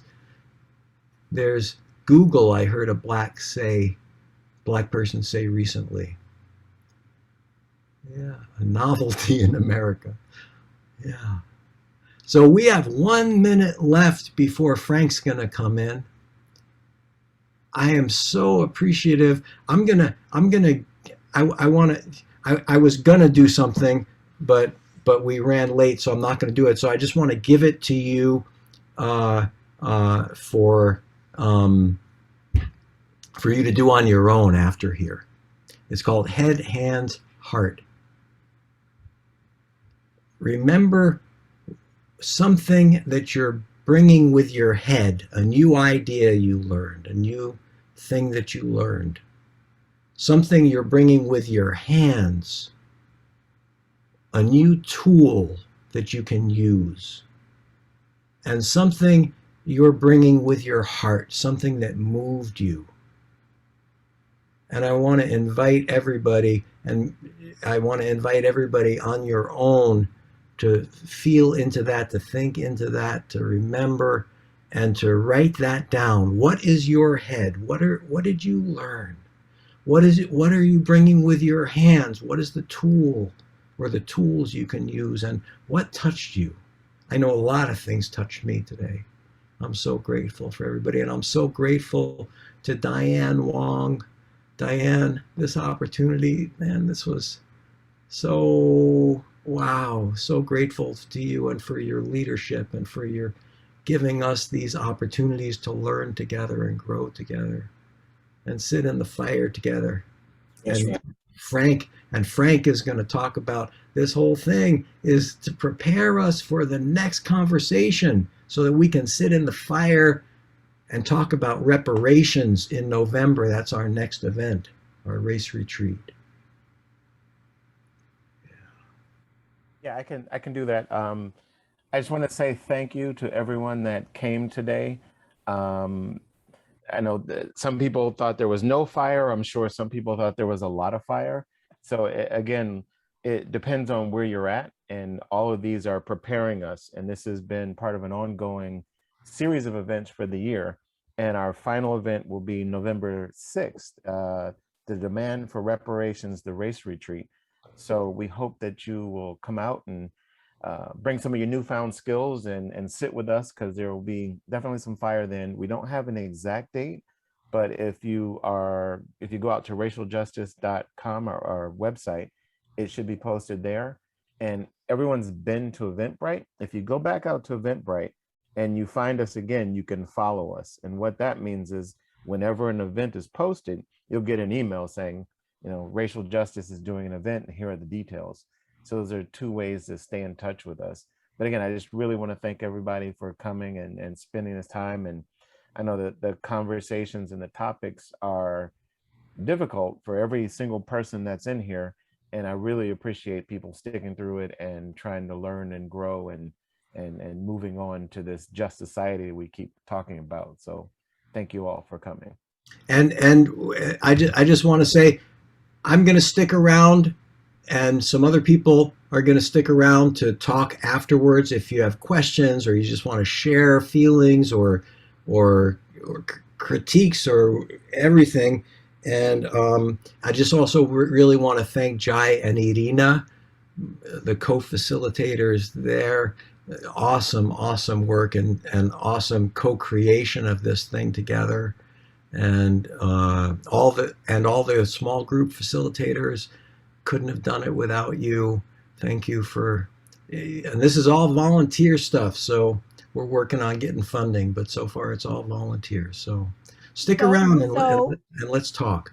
So Lane, before we look at there, we're ending on time. We have really struggled over the timing here. So before we end, just a couple of things. What Lane just said, we are a volunteer organization. We can't really hold this kind of work that has gone into this much longer as a volunteer organization. So we're going to be hitting up foundations to get some funding, and we're hitting you up right now. So if you can donate, there's got to be ways. We have to have ways that you can donate. But also, we're sending out, you should get it very soon after this ends. We're going to send out a short 5-question multiple choice survey. So to find out, to get some feedback from you, because we're building. This is a creation. And the next thing we're going to create is going from here to create these practice sessions that we all need. So, so I just wanted to say that. And I want to bring on, I see so many comments in the chat. We're so happy to have Daisina. She's one of our newest members of the Racial Justice Collaborative, and she brings such warmth among everything else. So I want to bring Daisina up to say a few words of closing for us. Thank you, Daisina. Go ahead. Thank you for the opportunity. I acknowledge that it is exactly 4 o'clock. If you will allow us the grace of just 2 more minutes to close it out and tie a bow until the next time. And I want to acknowledge that for the depth and the length of this conversation, I've watched the numbers and we have stayed steady at 44. People have stayed in. This doesn't happen. This doesn't happen except when we are bringing our heart and our soul into this work. And so acknowledgement for everyone. If you will place your hands over your heart, because that clearly has been the space of today, and land your eyes inside of the eyes of someone else on your Zoom screen, and take in their humanness, take in their love, take in their appreciation, take in their fear, their worry, their concern. Just let them know, I am with you. I am with myself. I am with this group. Acknowledge yourself for being here in the fire at whatever level you thought it was for you. And make your own commitment to do your work. Don't let it stop here. Continue to grow and deepen yourselves, because we are the ones who we've been waiting for.